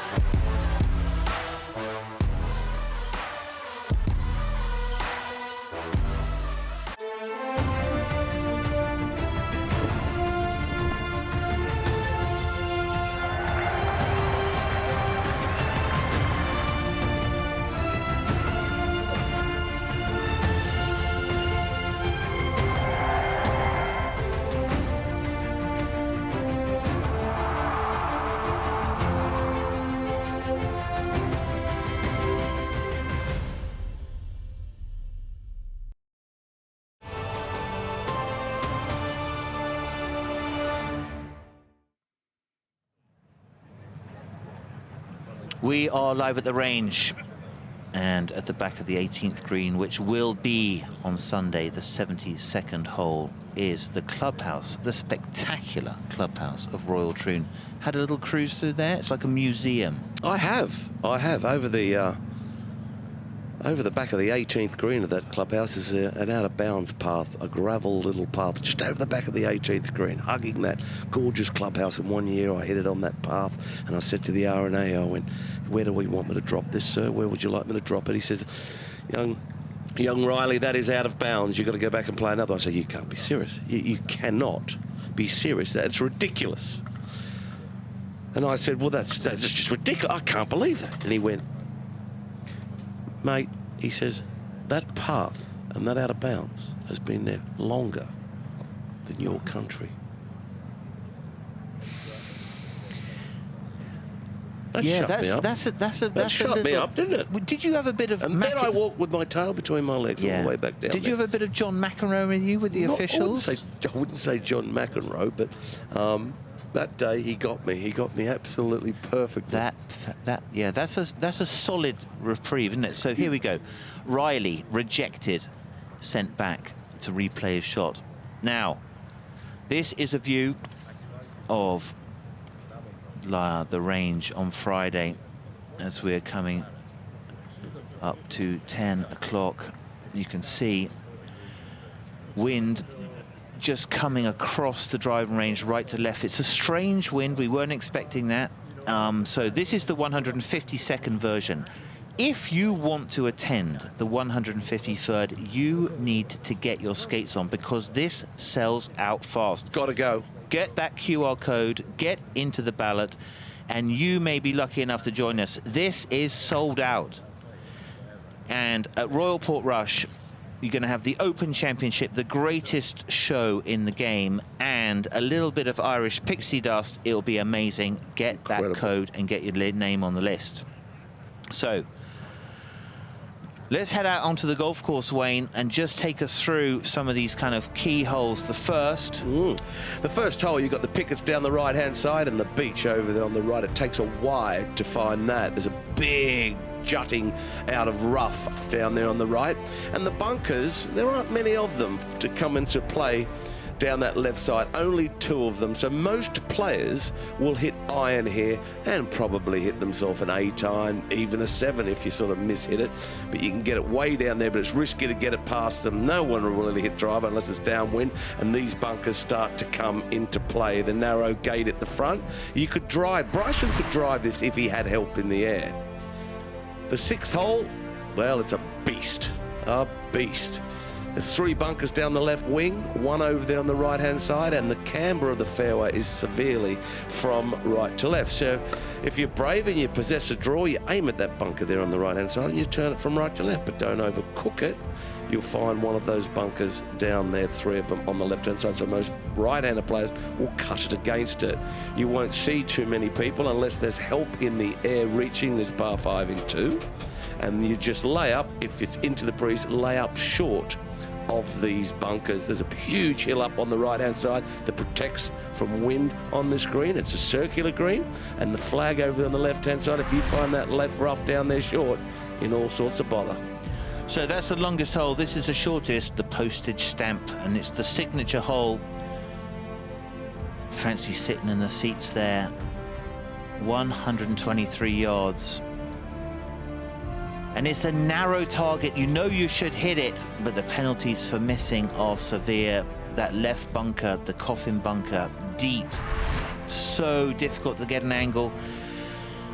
And it doesn't get any easier. This is the start of the back 9, Wayne Riley, the 11th. Yeah, well, look, railway line, choo-choo-choo down the right-hand side. If you stand on that T-horse, you can see up that right walkway, you can see the green, but you can only see gorse. You can't see any of the fairway. So easy to tug it left with a blind tee shot and finish in that gorse over there on the left-hand side. It is such a demanding tee shot. There are so many out here on Royal Troon, but this is right up there with the toughest.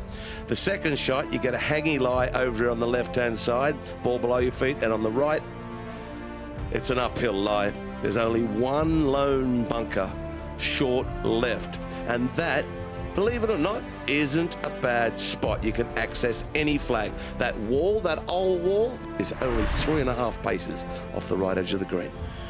The closing stages, it's now 242 yards to reach the front of this green. It normally plays into the wind, and it's the 71st hole of the championship. It's super hard. What you'd like to do is pitch the front, maybe front left, the big camber, the bounce to the right, and those 3 bunkers are there to catch any loose shots at all. Very difficult up and down. That's your 71st hole. It's a monster. There are 3 bunkers.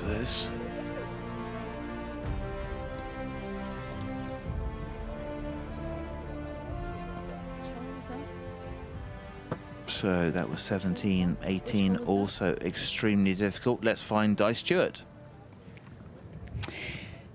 Thanks, Simon. Great to hear your voice this morning. I am joined by Brian O'Driscoll and Tim Henman. If you don't know who they are, I don't know where you've been. Leinster and Ireland former captain Brian and Tim reached 4 semi-finals. We were speaking about it yesterday at Wimbledon. Great to see you, chaps. You're massive golfers. Brian, are you better than Tim? No, Okay. and never will be. And I'm a realist. Yeah, fine. So I know I stay in my lane. Yeah. And, what is your lane then? What kind my of lane handicap? is functioning between 6 and 9.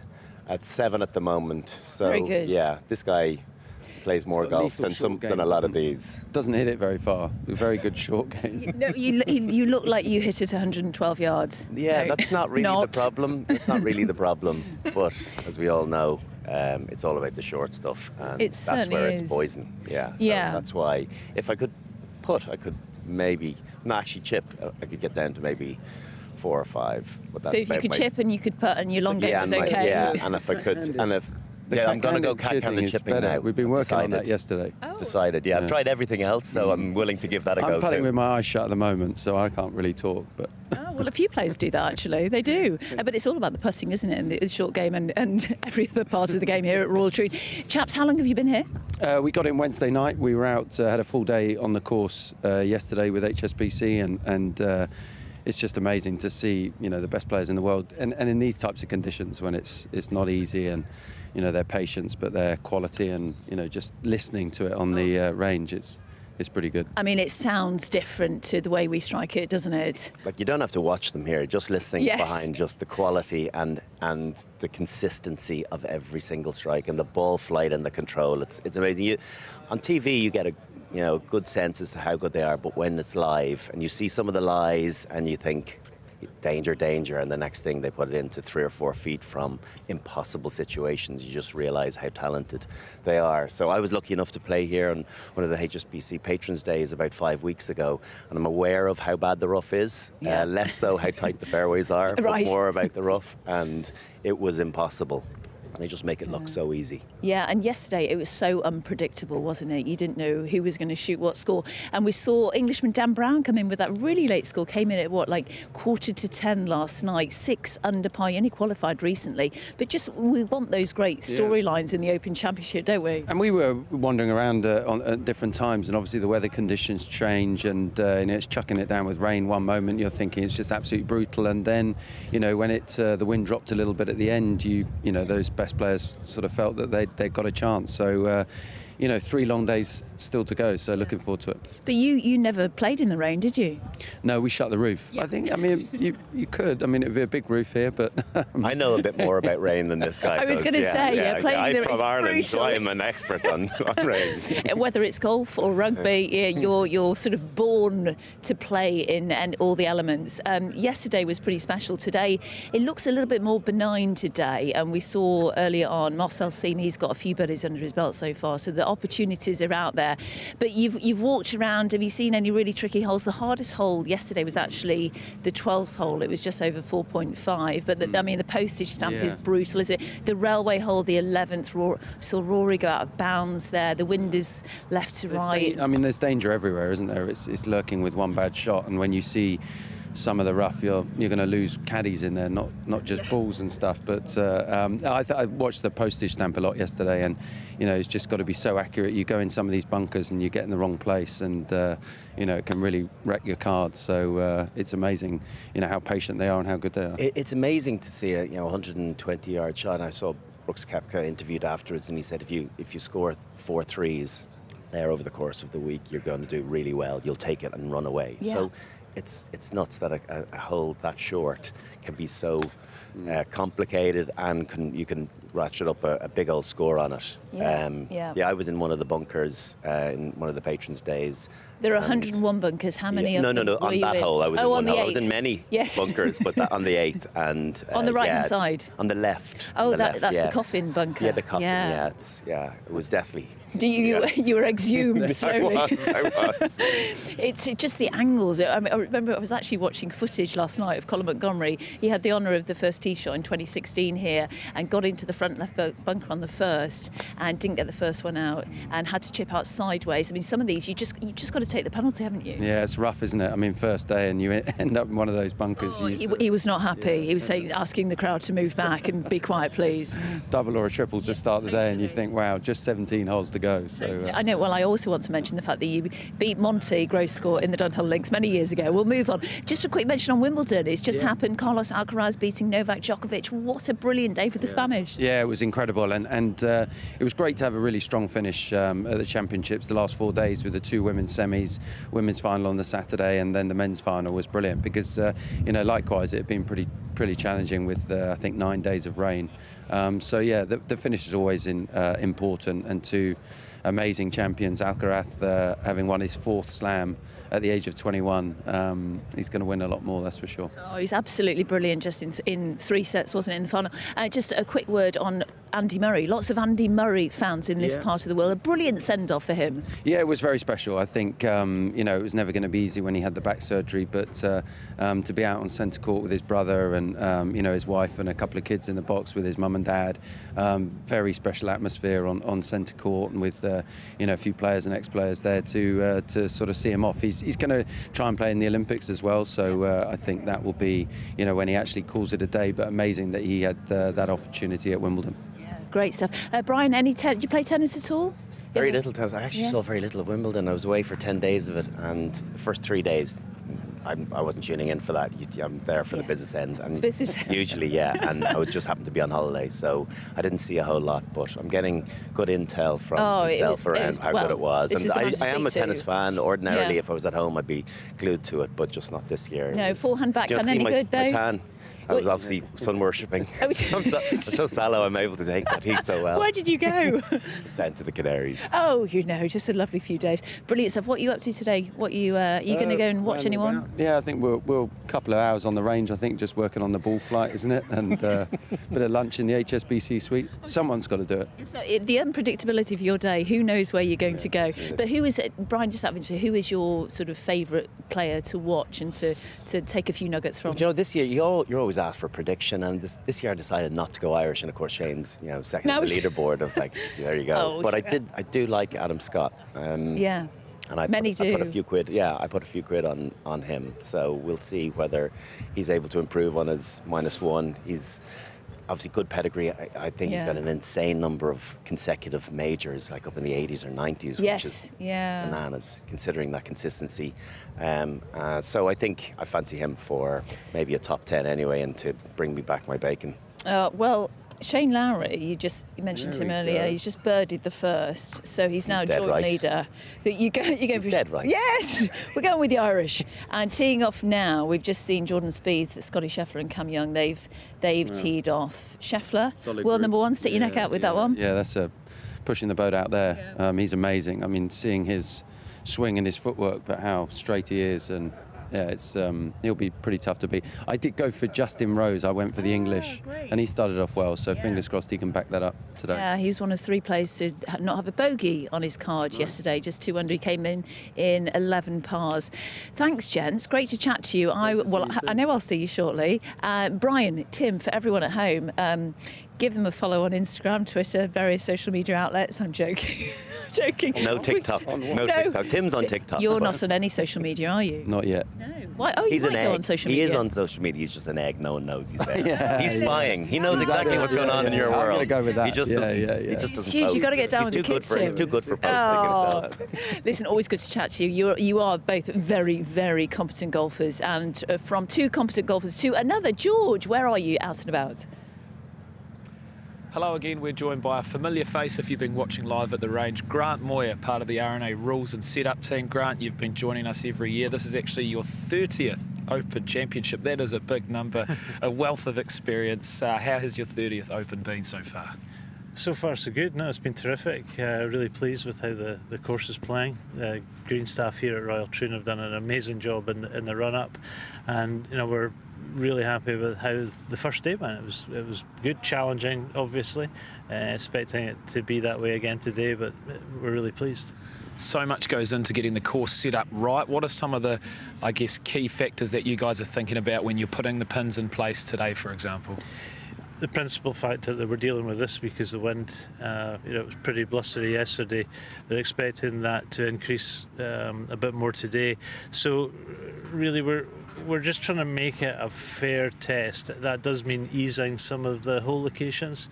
Looking at the teeing areas, we've put the 6th tee up a little bit today, just a little bit concerned that with some of the forecasted winds later today that it could become even quite challenging for some to get on the fairway there. So we've moved that tee up. Tomorrow, we'll worry about tomorrow, but we'll be thinking about it a lot today because there's quite a lot of rain in the forecast. So as ever, we're looking at the weather forecast. As per usual, forged by nature, aren't we, here at the Open? What are some of, I guess, as you look over the 30 years of doing your role here at the Open, what are some of your favourite parts of this great championship? Because I know it keeps on coming round and all of a sudden there's another Open, but what do you love most about this championship? It's a privilege to be part of the team that runs the Open Championship. That's what I feel every year. I think for all of us the championship is so dear to us. It means so much to us. And what I love is the fact that how other people really look forward to it, that different kind of golf experience. It's unique, and yeah, it just never ceases to get all of us really excited.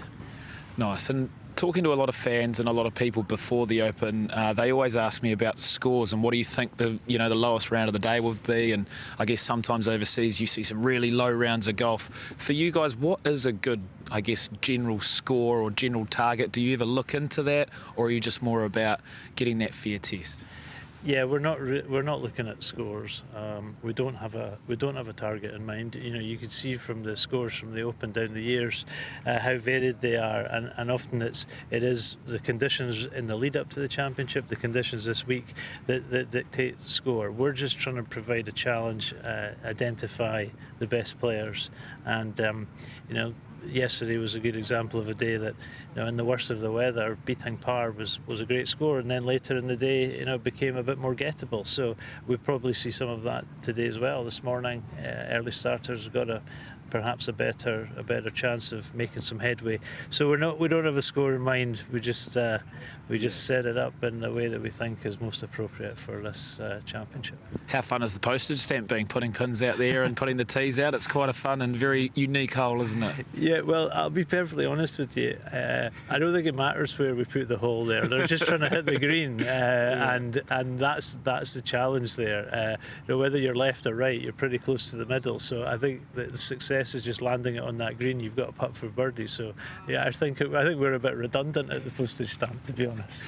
And Royal Troon, just to finish things out, it's got an exciting feel to it. It's got a well-balanced leaderboard. It's got a lovely course set up. Everything's pretty handy. How are you feeling about the weekend? And what are you looking forward to about Sunday afternoon?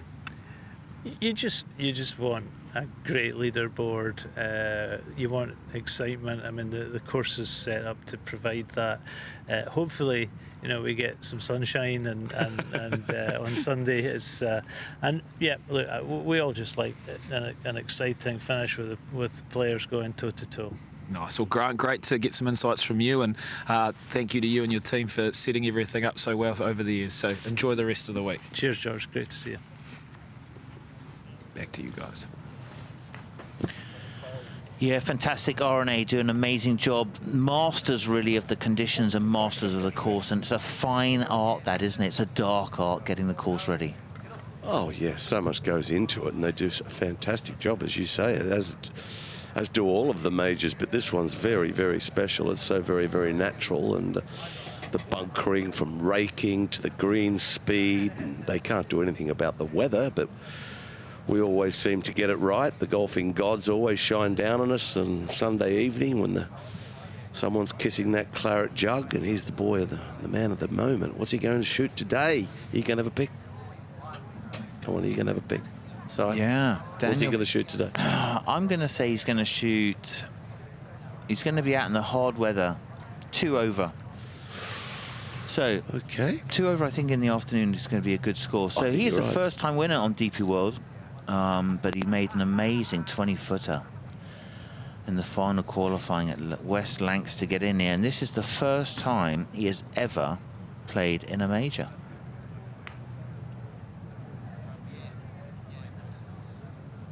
Yeah. So, bogey-free. Amazing, isn't it? Amazing, amazing. Incredible. There's always one. Remember, Justin Rose was one. There's always one amazing story. Christo Lamprecht was last year. The Open tends to throw you a surprise early. It does. There's always throwing up names that you don't really expect to be there. But who knows? This guy's a good player. I mean, strong as you like. Look at him. He's built like a bull. I mean, who knows? He might go out there and play well today, and he might be up there on Sunday. Let's hope so. Yeah, you could throw him a rugby ball and get him charging at Brian O'Driscoll. So, interesting to see. Look how short these little shots are. Look how narrow his stance is as well. Huh? Narrow stance for these little short shots. Yeah. But just baby chip shots, just building it up. Rigid, that, isn't it? Yeah, just taking the hit out of the hands. So hands kind of passive. Getting the body to really be the engine for the speed and the angles.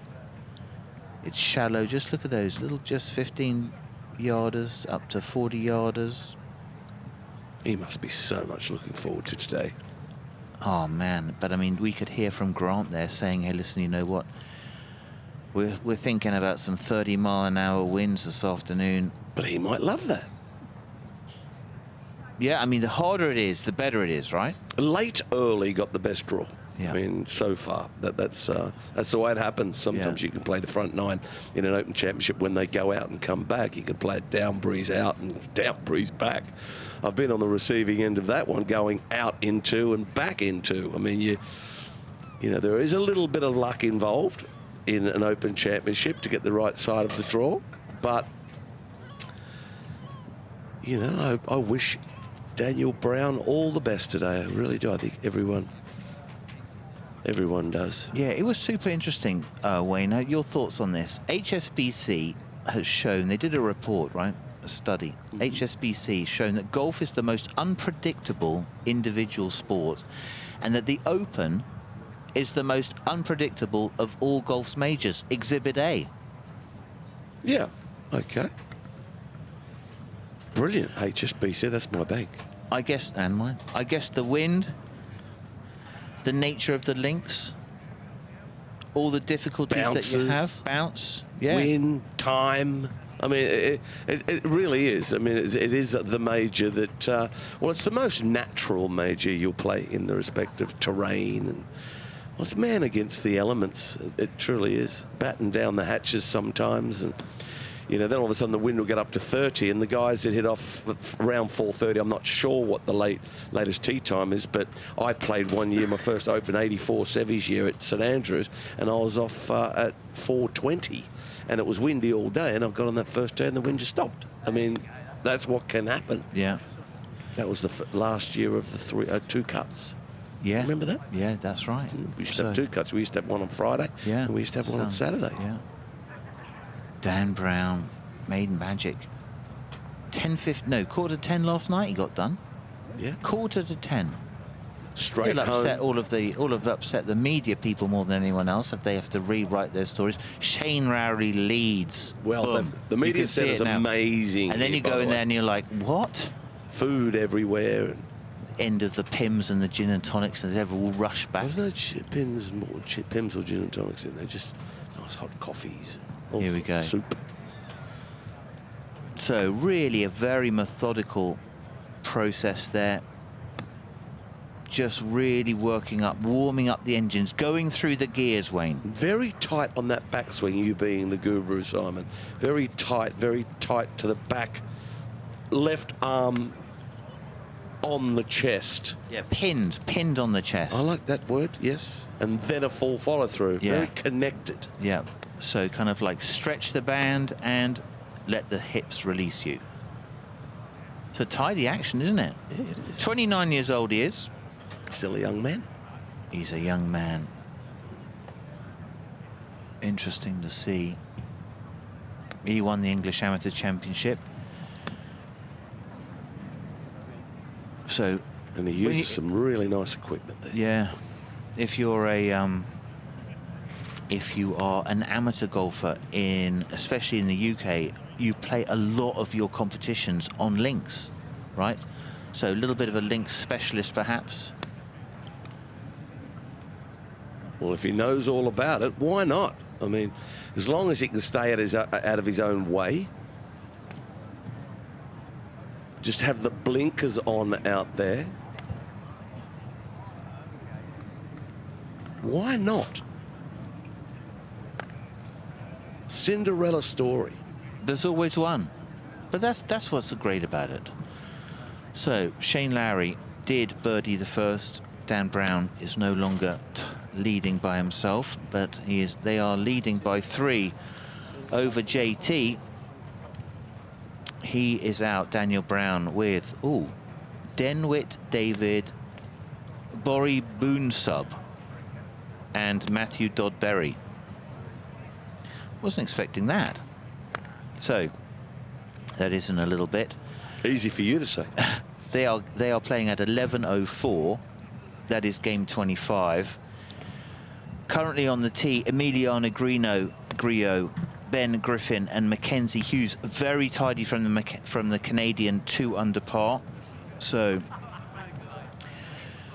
pretty nice conditions, I would say, for scoring this morning, with the potential of some major wind in the middle of the day, calming down in the evening.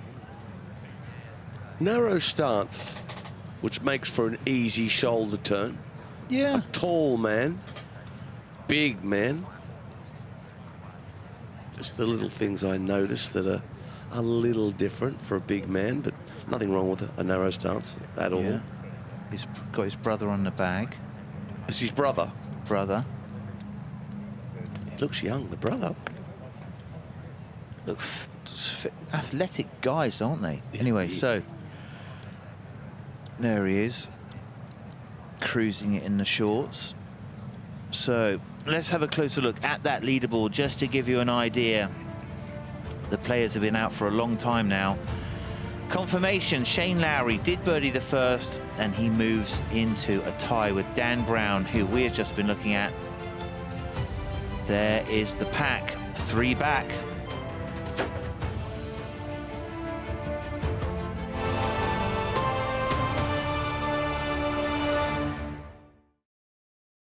Where do you see yourself in 10 years? In 10 years, I see myself making partner at this Firm has been sold. What?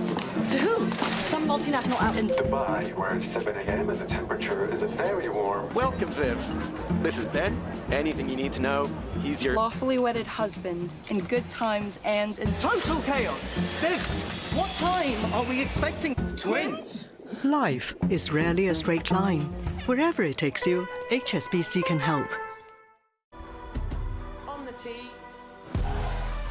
She's staring this one down, and for good reason. Look at this. Just delightfully done.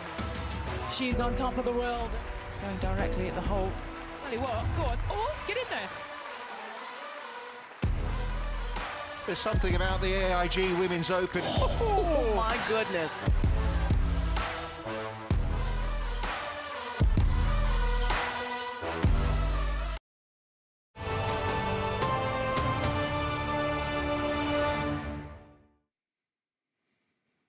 Yeah, we are live at the range. 10:24 it is, And the guys pounding out into round 2 of the 152nd Open. The range has been used for warm-up. Guys trying to figure out what kind of shots they're going to need to master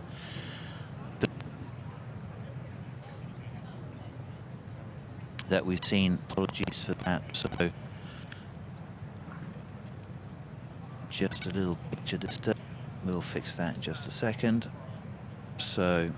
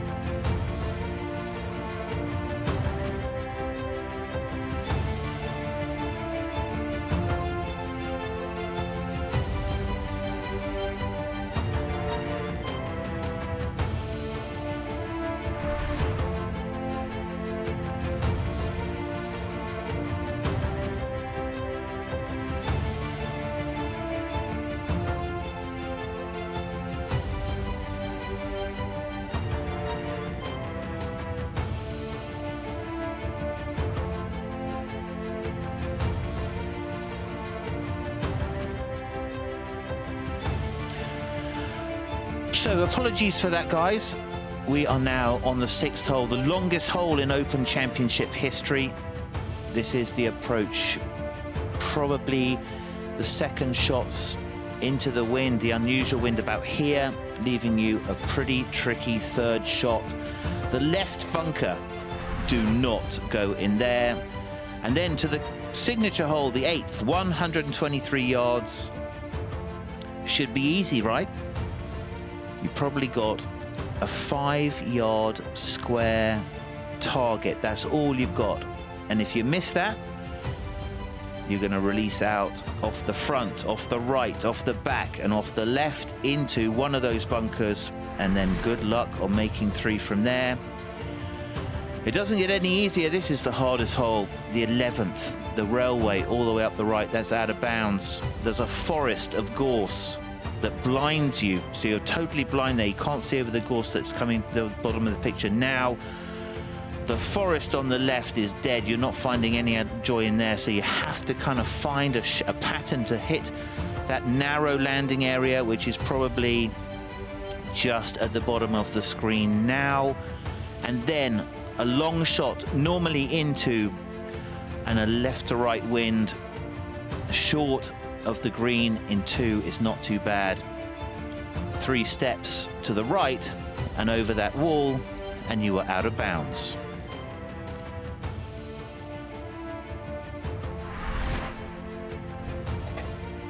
'17, absolutely brutal.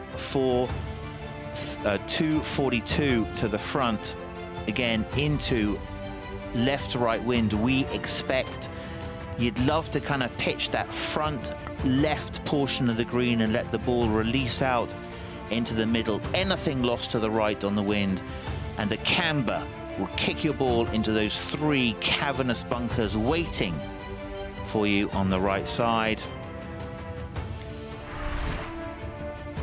72nd hole on Sunday. There it is.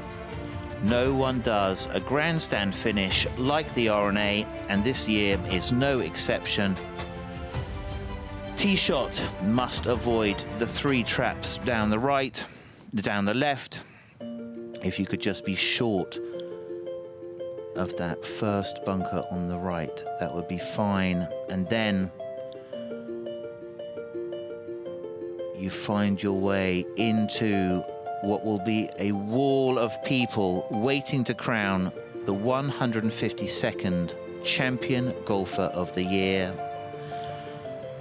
Amazing. So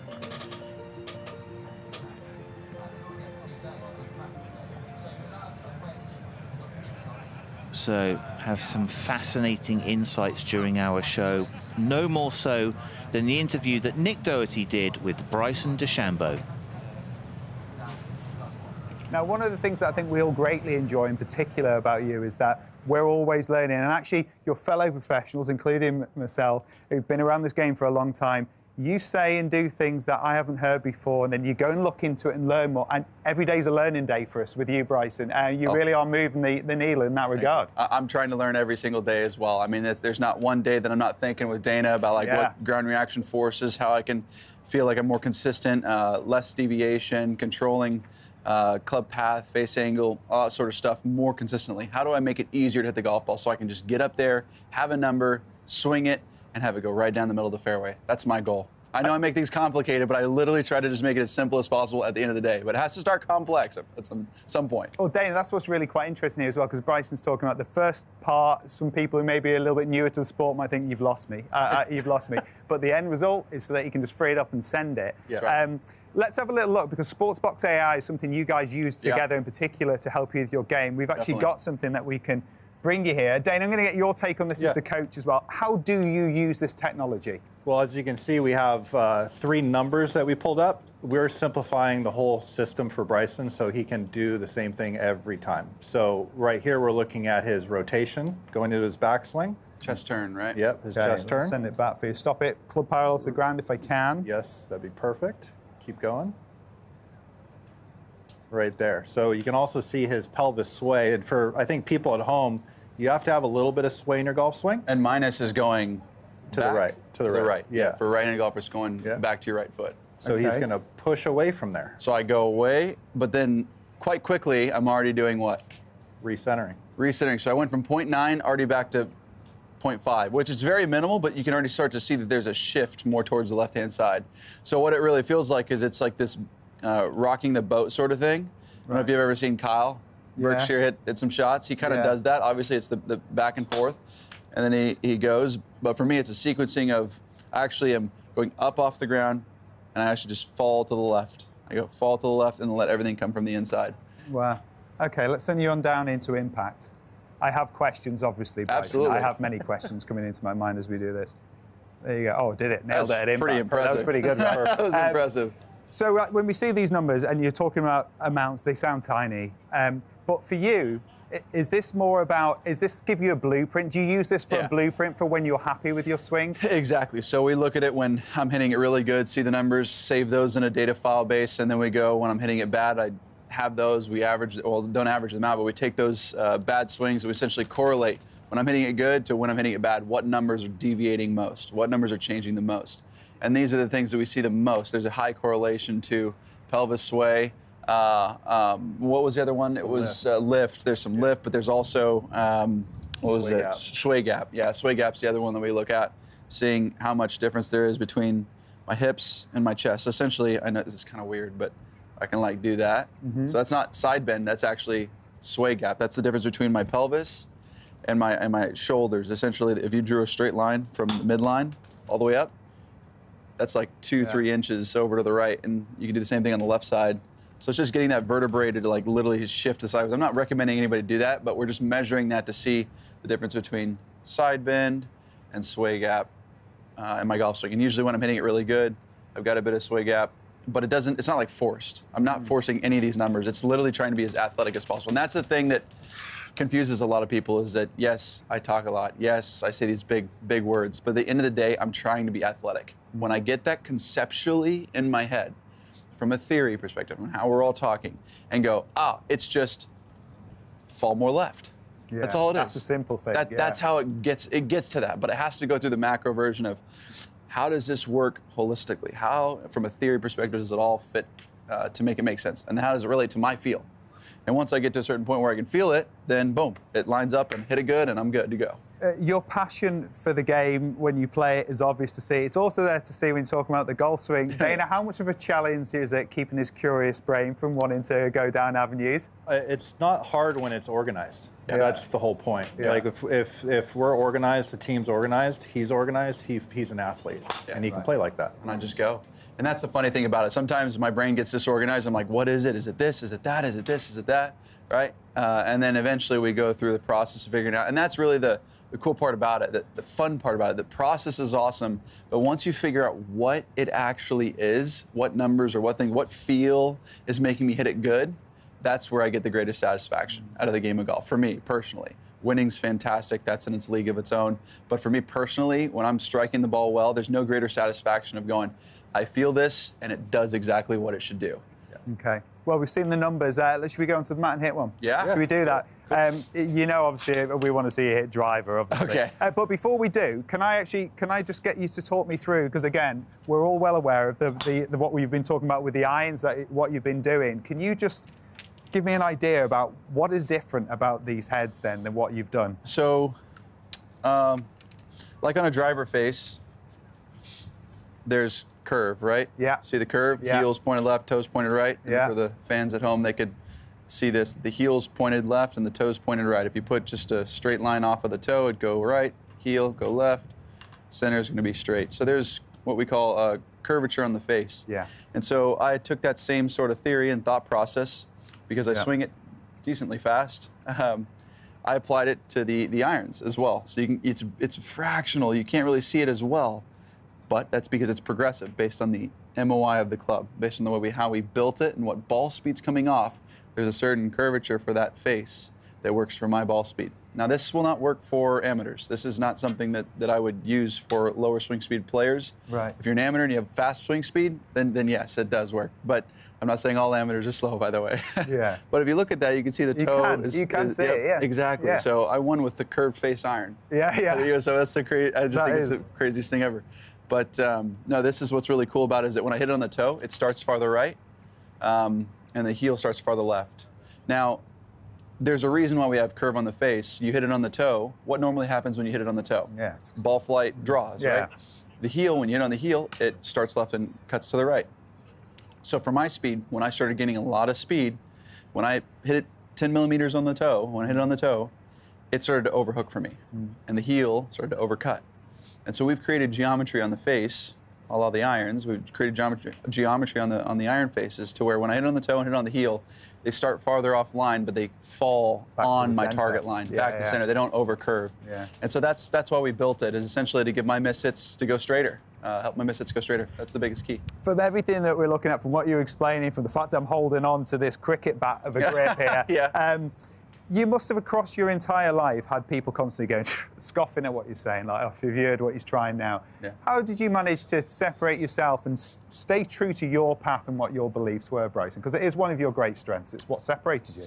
Yeah, I appreciate that. I think a lot of that was growing up in a environment where people kept telling me, no, this isn't going to work. And I said, okay. But then when I'd go try it, I'd experience something different from what other people said was going to happen. So it was based on my own personal experience that I started to question the normal processes of golf and whatnot. And it doesn't mean that everything's wrong. I'm not saying that one bit. If anything, what technology has done for the game is unbelievable and it's fascinating. I just go to the next level of it, and I try to get to the nitty gritty and really find out what works especially well for me. Yeah.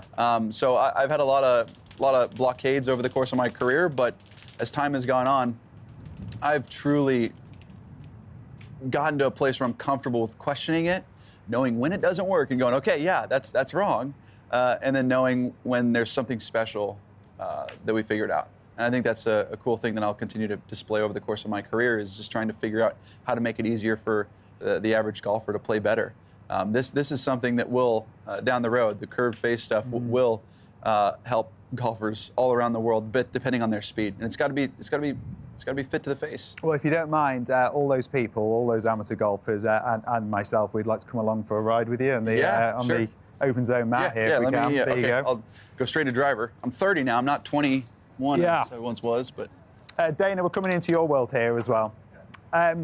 Look, it's really easy for me to just want to talk about, like, just send it as far as you possibly can for us here, Bryson. But it feels like in recent times, there's been a case of he has this wonderful skill set that you've earned, Bryson, but you use it with responsibility, though, because that was certainly, it feels like you've got way more in the tank than you allow out generally most weeks when you're playing. Yeah, absolutely. I try not to go after it. One, because I can't get this freaking, there we go. One, because it's not really worth it. Once you get to a certain point, distance really doesn't help as much on certain golf courses because it gets too tight and there's hazards around the green and actually becomes more difficult to spin it. Sometimes when you get to like 40, 50 yards out, it's tough to spin it on these greens. Yeah. And so I've realized that you can use it in certain situations, and it's a question of, do I hit it 40 yards farther? Do I try to get 40 more yards, or do I, stay where I'm at? And I think staying where I'm at is just fine. But let me see what I got here. This platform's moving. Is that all right? Yeah, I think we'll be all right. Hopefully it'll stay up. I move a lot though. See, I did not move. No, Right, I didn't move. yeah. I'm not gonna hit that. Let me find it in place. Is that a bit more stable? I don't. It's moving. Yeah. Whenever I move, it's I gonna tell you do what, should we get you to hit an iron off there for us as well? There's too much in the. That's probably a good idea. Perfect. Well, Let's do that because the last thing we want to do is damage anything. Well, I tried to barely. I didn't even want to hit it. What should we do? Should we play a bit? Can I go right here? Can I go right do there? it. Can we do that? Can we Let's head just move down there? down. Come on, we'll go down on the grass. We won't get a top tracer, but at least we'll get to see you with it. Yeah, you're the caution. Let's get down there. All right. Sorry about that. Beautiful. I literally, as I saw, I was like, oh, don't hit it. I almost got to stop I get this that. short. I get that. Here we go. This is better. All right, here we go.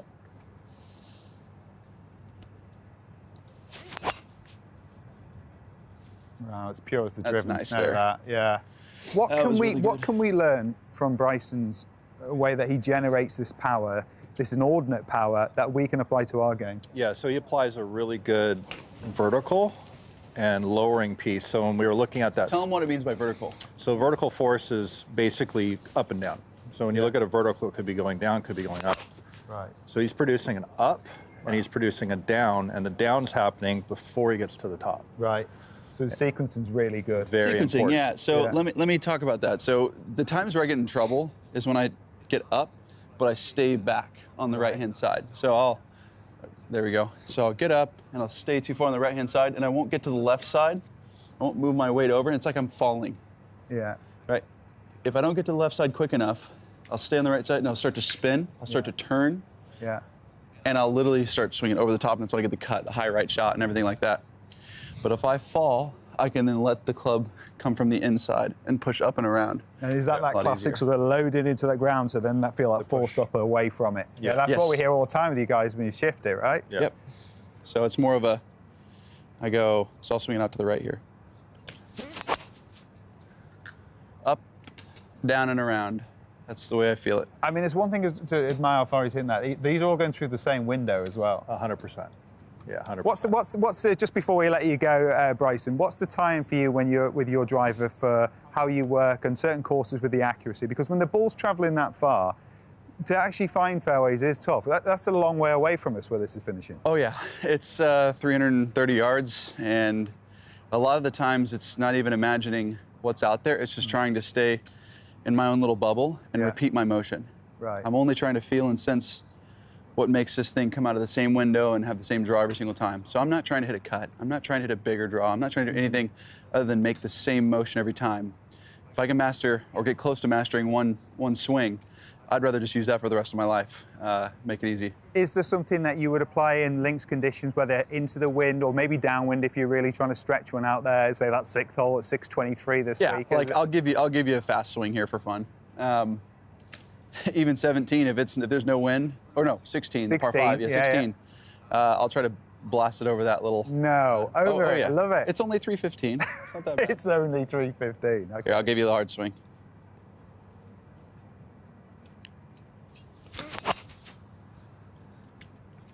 That's pumped. Do you not get worried the fact that it disappears from sight at sort of 300 yards? Do you not worry about where it might have gone? Squinting, I can't see it out there. It just disappears from sight. We'll finish one more. It does. Here, I'll give you a good one here. So I'm going to throw. So another thing that I do is I try to hit massive draws when I'm hitting it not my best. So I'll try to swing inside out a lot more. There we go. And see how it has a bigger draw there? Yeah. So that's what I'm trying to accomplish. When I'm my most comfortable, I can do that every single time. Right. When I get uncomfortable out there, I just go, okay, swing more inside out, and the club just flows through, turns around the corner, draws, and it's not like I'm forcing anything. I'm never forcing. I'm letting passive torque. Gosh, dang it, that's such a difficult thing to say to the public because I don't think they're going to understand what passive torque is. But what I mean is just be athletic. Feel like the club's just naturally turning over without you manually doing anything. Let the club just flow and close. That's what I mean by passive torque. The alienation with the language perhaps absolutely doesn't reflect what you've done in a real sense with the public. We saw that at the US Open. I don't think we've ever seen anyone engage outside the ropes as much in major championship pressure as you did right there. What do you get from that, though, Bryson? Well, I feel a lot of love and support. I mean, it just allows me to be comfortable out there. When I feel like everybody's out there rooting and cheering you on, you just kind of sit back and go, this is really cool. And you get more comfortable. And what's funny is I feel like, man, if you use the crowd in a positive way and you engage with them, they're just going to love you more. And that's what I like doing because it only makes me feel good. The inspiration is one of my biggest things that I love doing, and especially as I've gotten older and matured a little bit, it's amazing to see the response from people, and those little kids light up when you sign an autograph and stuff like that. I mean, that's what it's about. I'm not going to be here forever, so might as well make a good impact. That's not just a US thing either. They're going to love watching you perform this week. Dana, Bryson, thank you so much for all the time you've given us. Appreciate it. Thank you. Well done. Thank you. Thanks, Dana. Thank you. Follow, mate. Thanks, pal. Appreciate it. It's awesome. Sorry about that.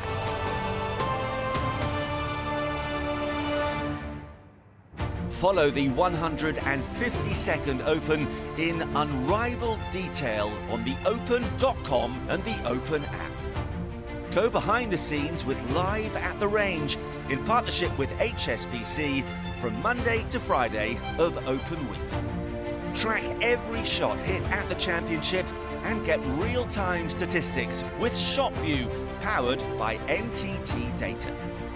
Get minute-by-minute coverage and expert analysis on the go with the Open Radio.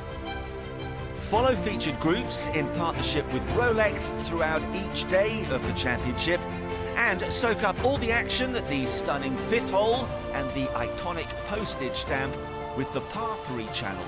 All streams live on RNA TV and the Open app, with a host of other content across the Open's social channels. Get closer to the Open wherever you are.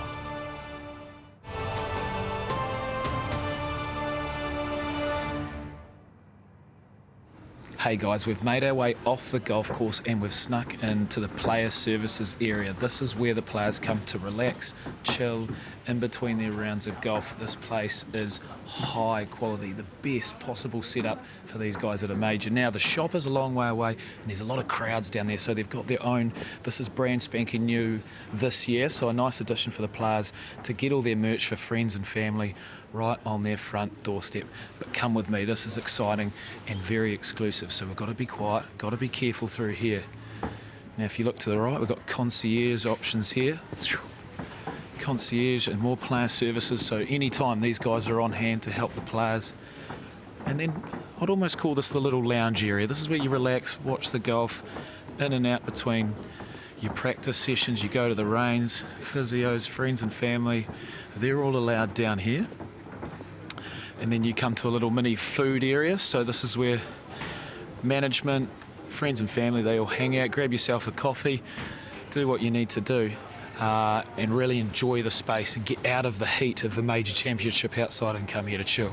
Now, there's a different pass for up here, but to come upstairs, you have to be very exclusive. So we're going to try and get up there this one time to show you how amazing this facility really is for the players. All right. Oh, it looks very nice. So here we go. This is where they all relax, have their lunches. Everything looks... Hey, mate, how are you? So, oh, yeah. Am I right here? Yeah.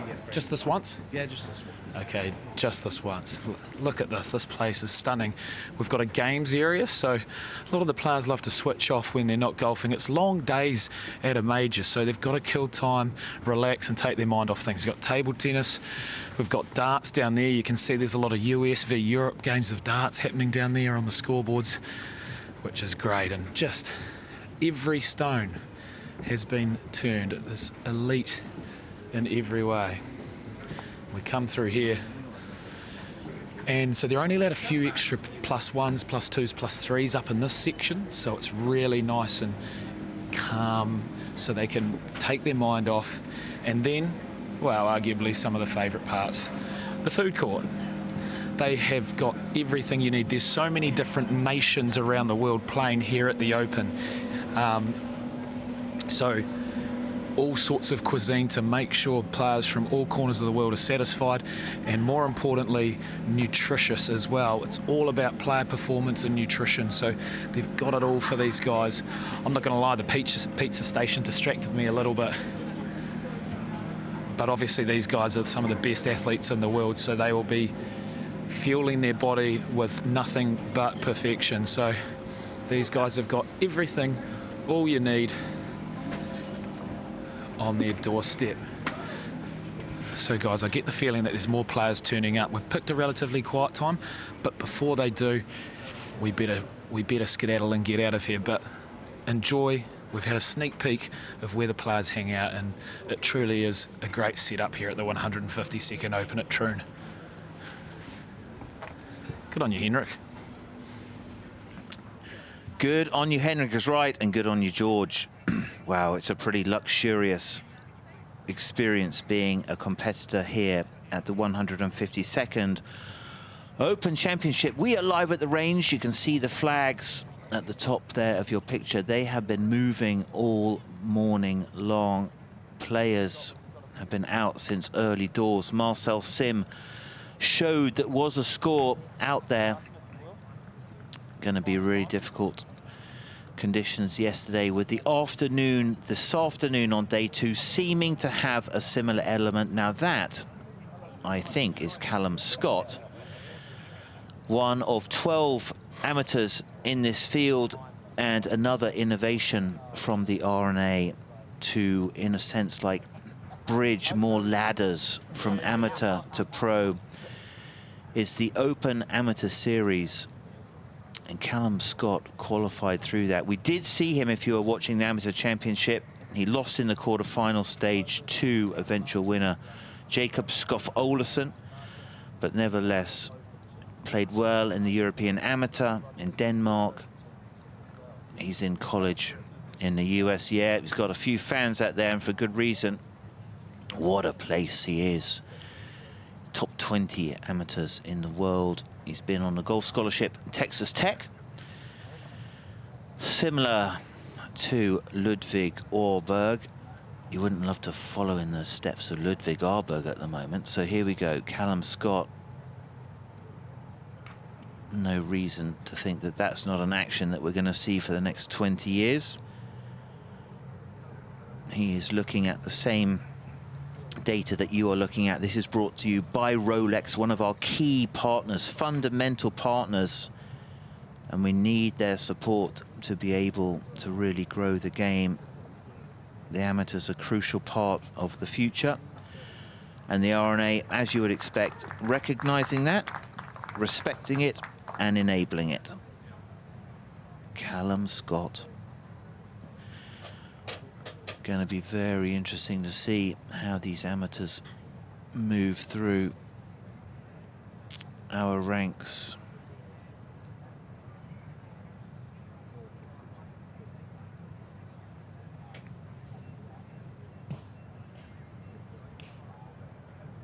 Oh, look at his swing.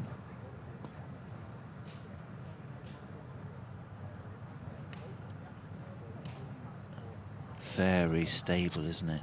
He is teeing off at 11:47 with Alex Noren, who shot 2 under yesterday. Maybe that gave a bit of momentum. But Tom McGibbon, also from Northern Ireland, he was fantastic. He's a quality player. I went out and watched him play in practice, +2. And Callum Scott, the amateur, still amateur, shot level par in absolutely fantastic position. Shane Lowry, you'll be pleased to know, is now 7 under par. But even right now, even sits at 21st. Incredible. So Callum Scott, 21st after day 1 at the 152nd Open. Amazing. What a performance. We wish him well today. We are anticipating a bit of bad weather. That was his round 1. You can see maybe a little bit of nerves at the beginning there, be disappointed to drop a shot at the 6th, but it was playing so hard. We were on a wind we weren't expecting yesterday, which is a southern wind. So like traditionally the 6th hole would play downwind. It didn't, it played into the wind. And today, interestingly enough, the tournament officials have shortened that hole to make sure that the field can reach the fairway. It's 240 into the wind to reach the fairway. So the amateurs have always been honoured here, and they play for the silver medal. And let's have a look at the list of these famous names. That is 1996. Look at that smile. Tiger Woods. And who can forget this? This is 1998. Justin Rose announces his arrival. You recognize that? 2007, Rory McIlroy. And that's 2013. Matt Fitzpatrick looks like he's still in school. May well have been in school last year. Christo Lamprecht surprised us all with his performance. The high five. And he put himself into the lead. Famous names, they emerge early. You win the silver medal, you're special, and it means that you will become a part of golfing history, and look where those names have moved on to. Tiger Woods, Rose, McIlroy and Fitzpatrick, and lately Christo Lamprecht. Who will join them? There it is as we stand right now. It is Shane Lowry, who now leads at 7 under par. Fantastic. Going to be really interesting to see what happens today. Let's hear from Di Doherty. Thanks very much, Simon. Great to see the Irishman Shane Lowry at the top of the leaderboard there. We've just been speaking actually to Brian O'Driscoll, who's a massive Irish fan, and he said, oh, all my money, if he didn't bet, but if it was on Shane Lowry. It was a brilliant result, and what a great way to start. Benign conditions, though, Josh, right now, in comparison to yesterday. Honestly, so about an hour ago, the wind was picking up, and all of a sudden it's died down once again. Oh, it's so calm here on the range at the moment. So these are perfect conditions for players. There are some players, Darren Clark, 3 under for his round. Shane's obviously 2 under for his round now as well. So Shane could go out, if he shoots something like a 3 under round, he gets to 8 under. Yeah. He's going to be tough to pass later in the day because the wind is going to pick up. You heard Radar said earlier on, he spoke to a weatherman here. He said it could get up to 30 mile an hour. Incredible. I mean, forget it on the back nine. Yeah, totally. You're just going to have to hang on that back nine and then just cross your fingers. Justin Thomas said yesterday when he was playing, it's about 15 to 20 miles per hour, but he said he could still hold the ball, you know, in that wind. Yeah. But when it gets past 20 miles per hour, my goodness, it really is such a stiff challenge, isn't it? It's brutal out here. And what the cut line, what did we say the cut line's going to be? +3. Plus 3, that's going to go to +4. Yeah. Without a doubt. It's going to go further. It could get to +5, possibly, depending on these conditions. So there's hope for Rory McIlroy then, +7, teeing off at 310. You never know. Look, I wouldn't put it past Rory to go and shoot something extremely low. I don't know what happened yesterday. He said the conditions got him and he wasn't quite expecting things. I think Rory, the fighter that we know he is, he could shoot something in the 60s today. That wouldn't surprise us, and then make a run on the weekend. I love the fact that you can hear cheers from the golf course here on the driving range. I don't know what hole that was as well. No, it was... Do you know what? You don't. No. Exactly. I know that the 17th over there, I spent a lot of time in the grandstand over there, and the bunkers on the right-hand side, they're just so penal. I know. And the runoffs, the areas, you know, for any amateur coming to play this golf course here at Royal Troon, if you shoot under 100, you're doing incredibly well. Yeah, they asked some of the players that if a scratch golfer played here, they said what would they shoot, and a lot of them said early 90s. Yes. Late 80s, early 90s. That is how hard it is. And as Radar said, do not go in the bunkers. No. You need a bucket and spade if you do. I'm just looking at some of the tee times at Radar. We love his commentary. 10:53 is the next tee-off time, and Dan Brown tees off at 11:04. Don't forget to join the conversation. # the open range. Let us know your thoughts. Dan Brown, the Englishman, we look forward to seeing how he does. Josh, thanks for your company. Thanks for having us, Di. Join us again, please. Please, I absolutely love it. Yeah, absolutely love it. It's been absolutely brilliant. Good to see you. We will see you at 12:30 this afternoon. See you then.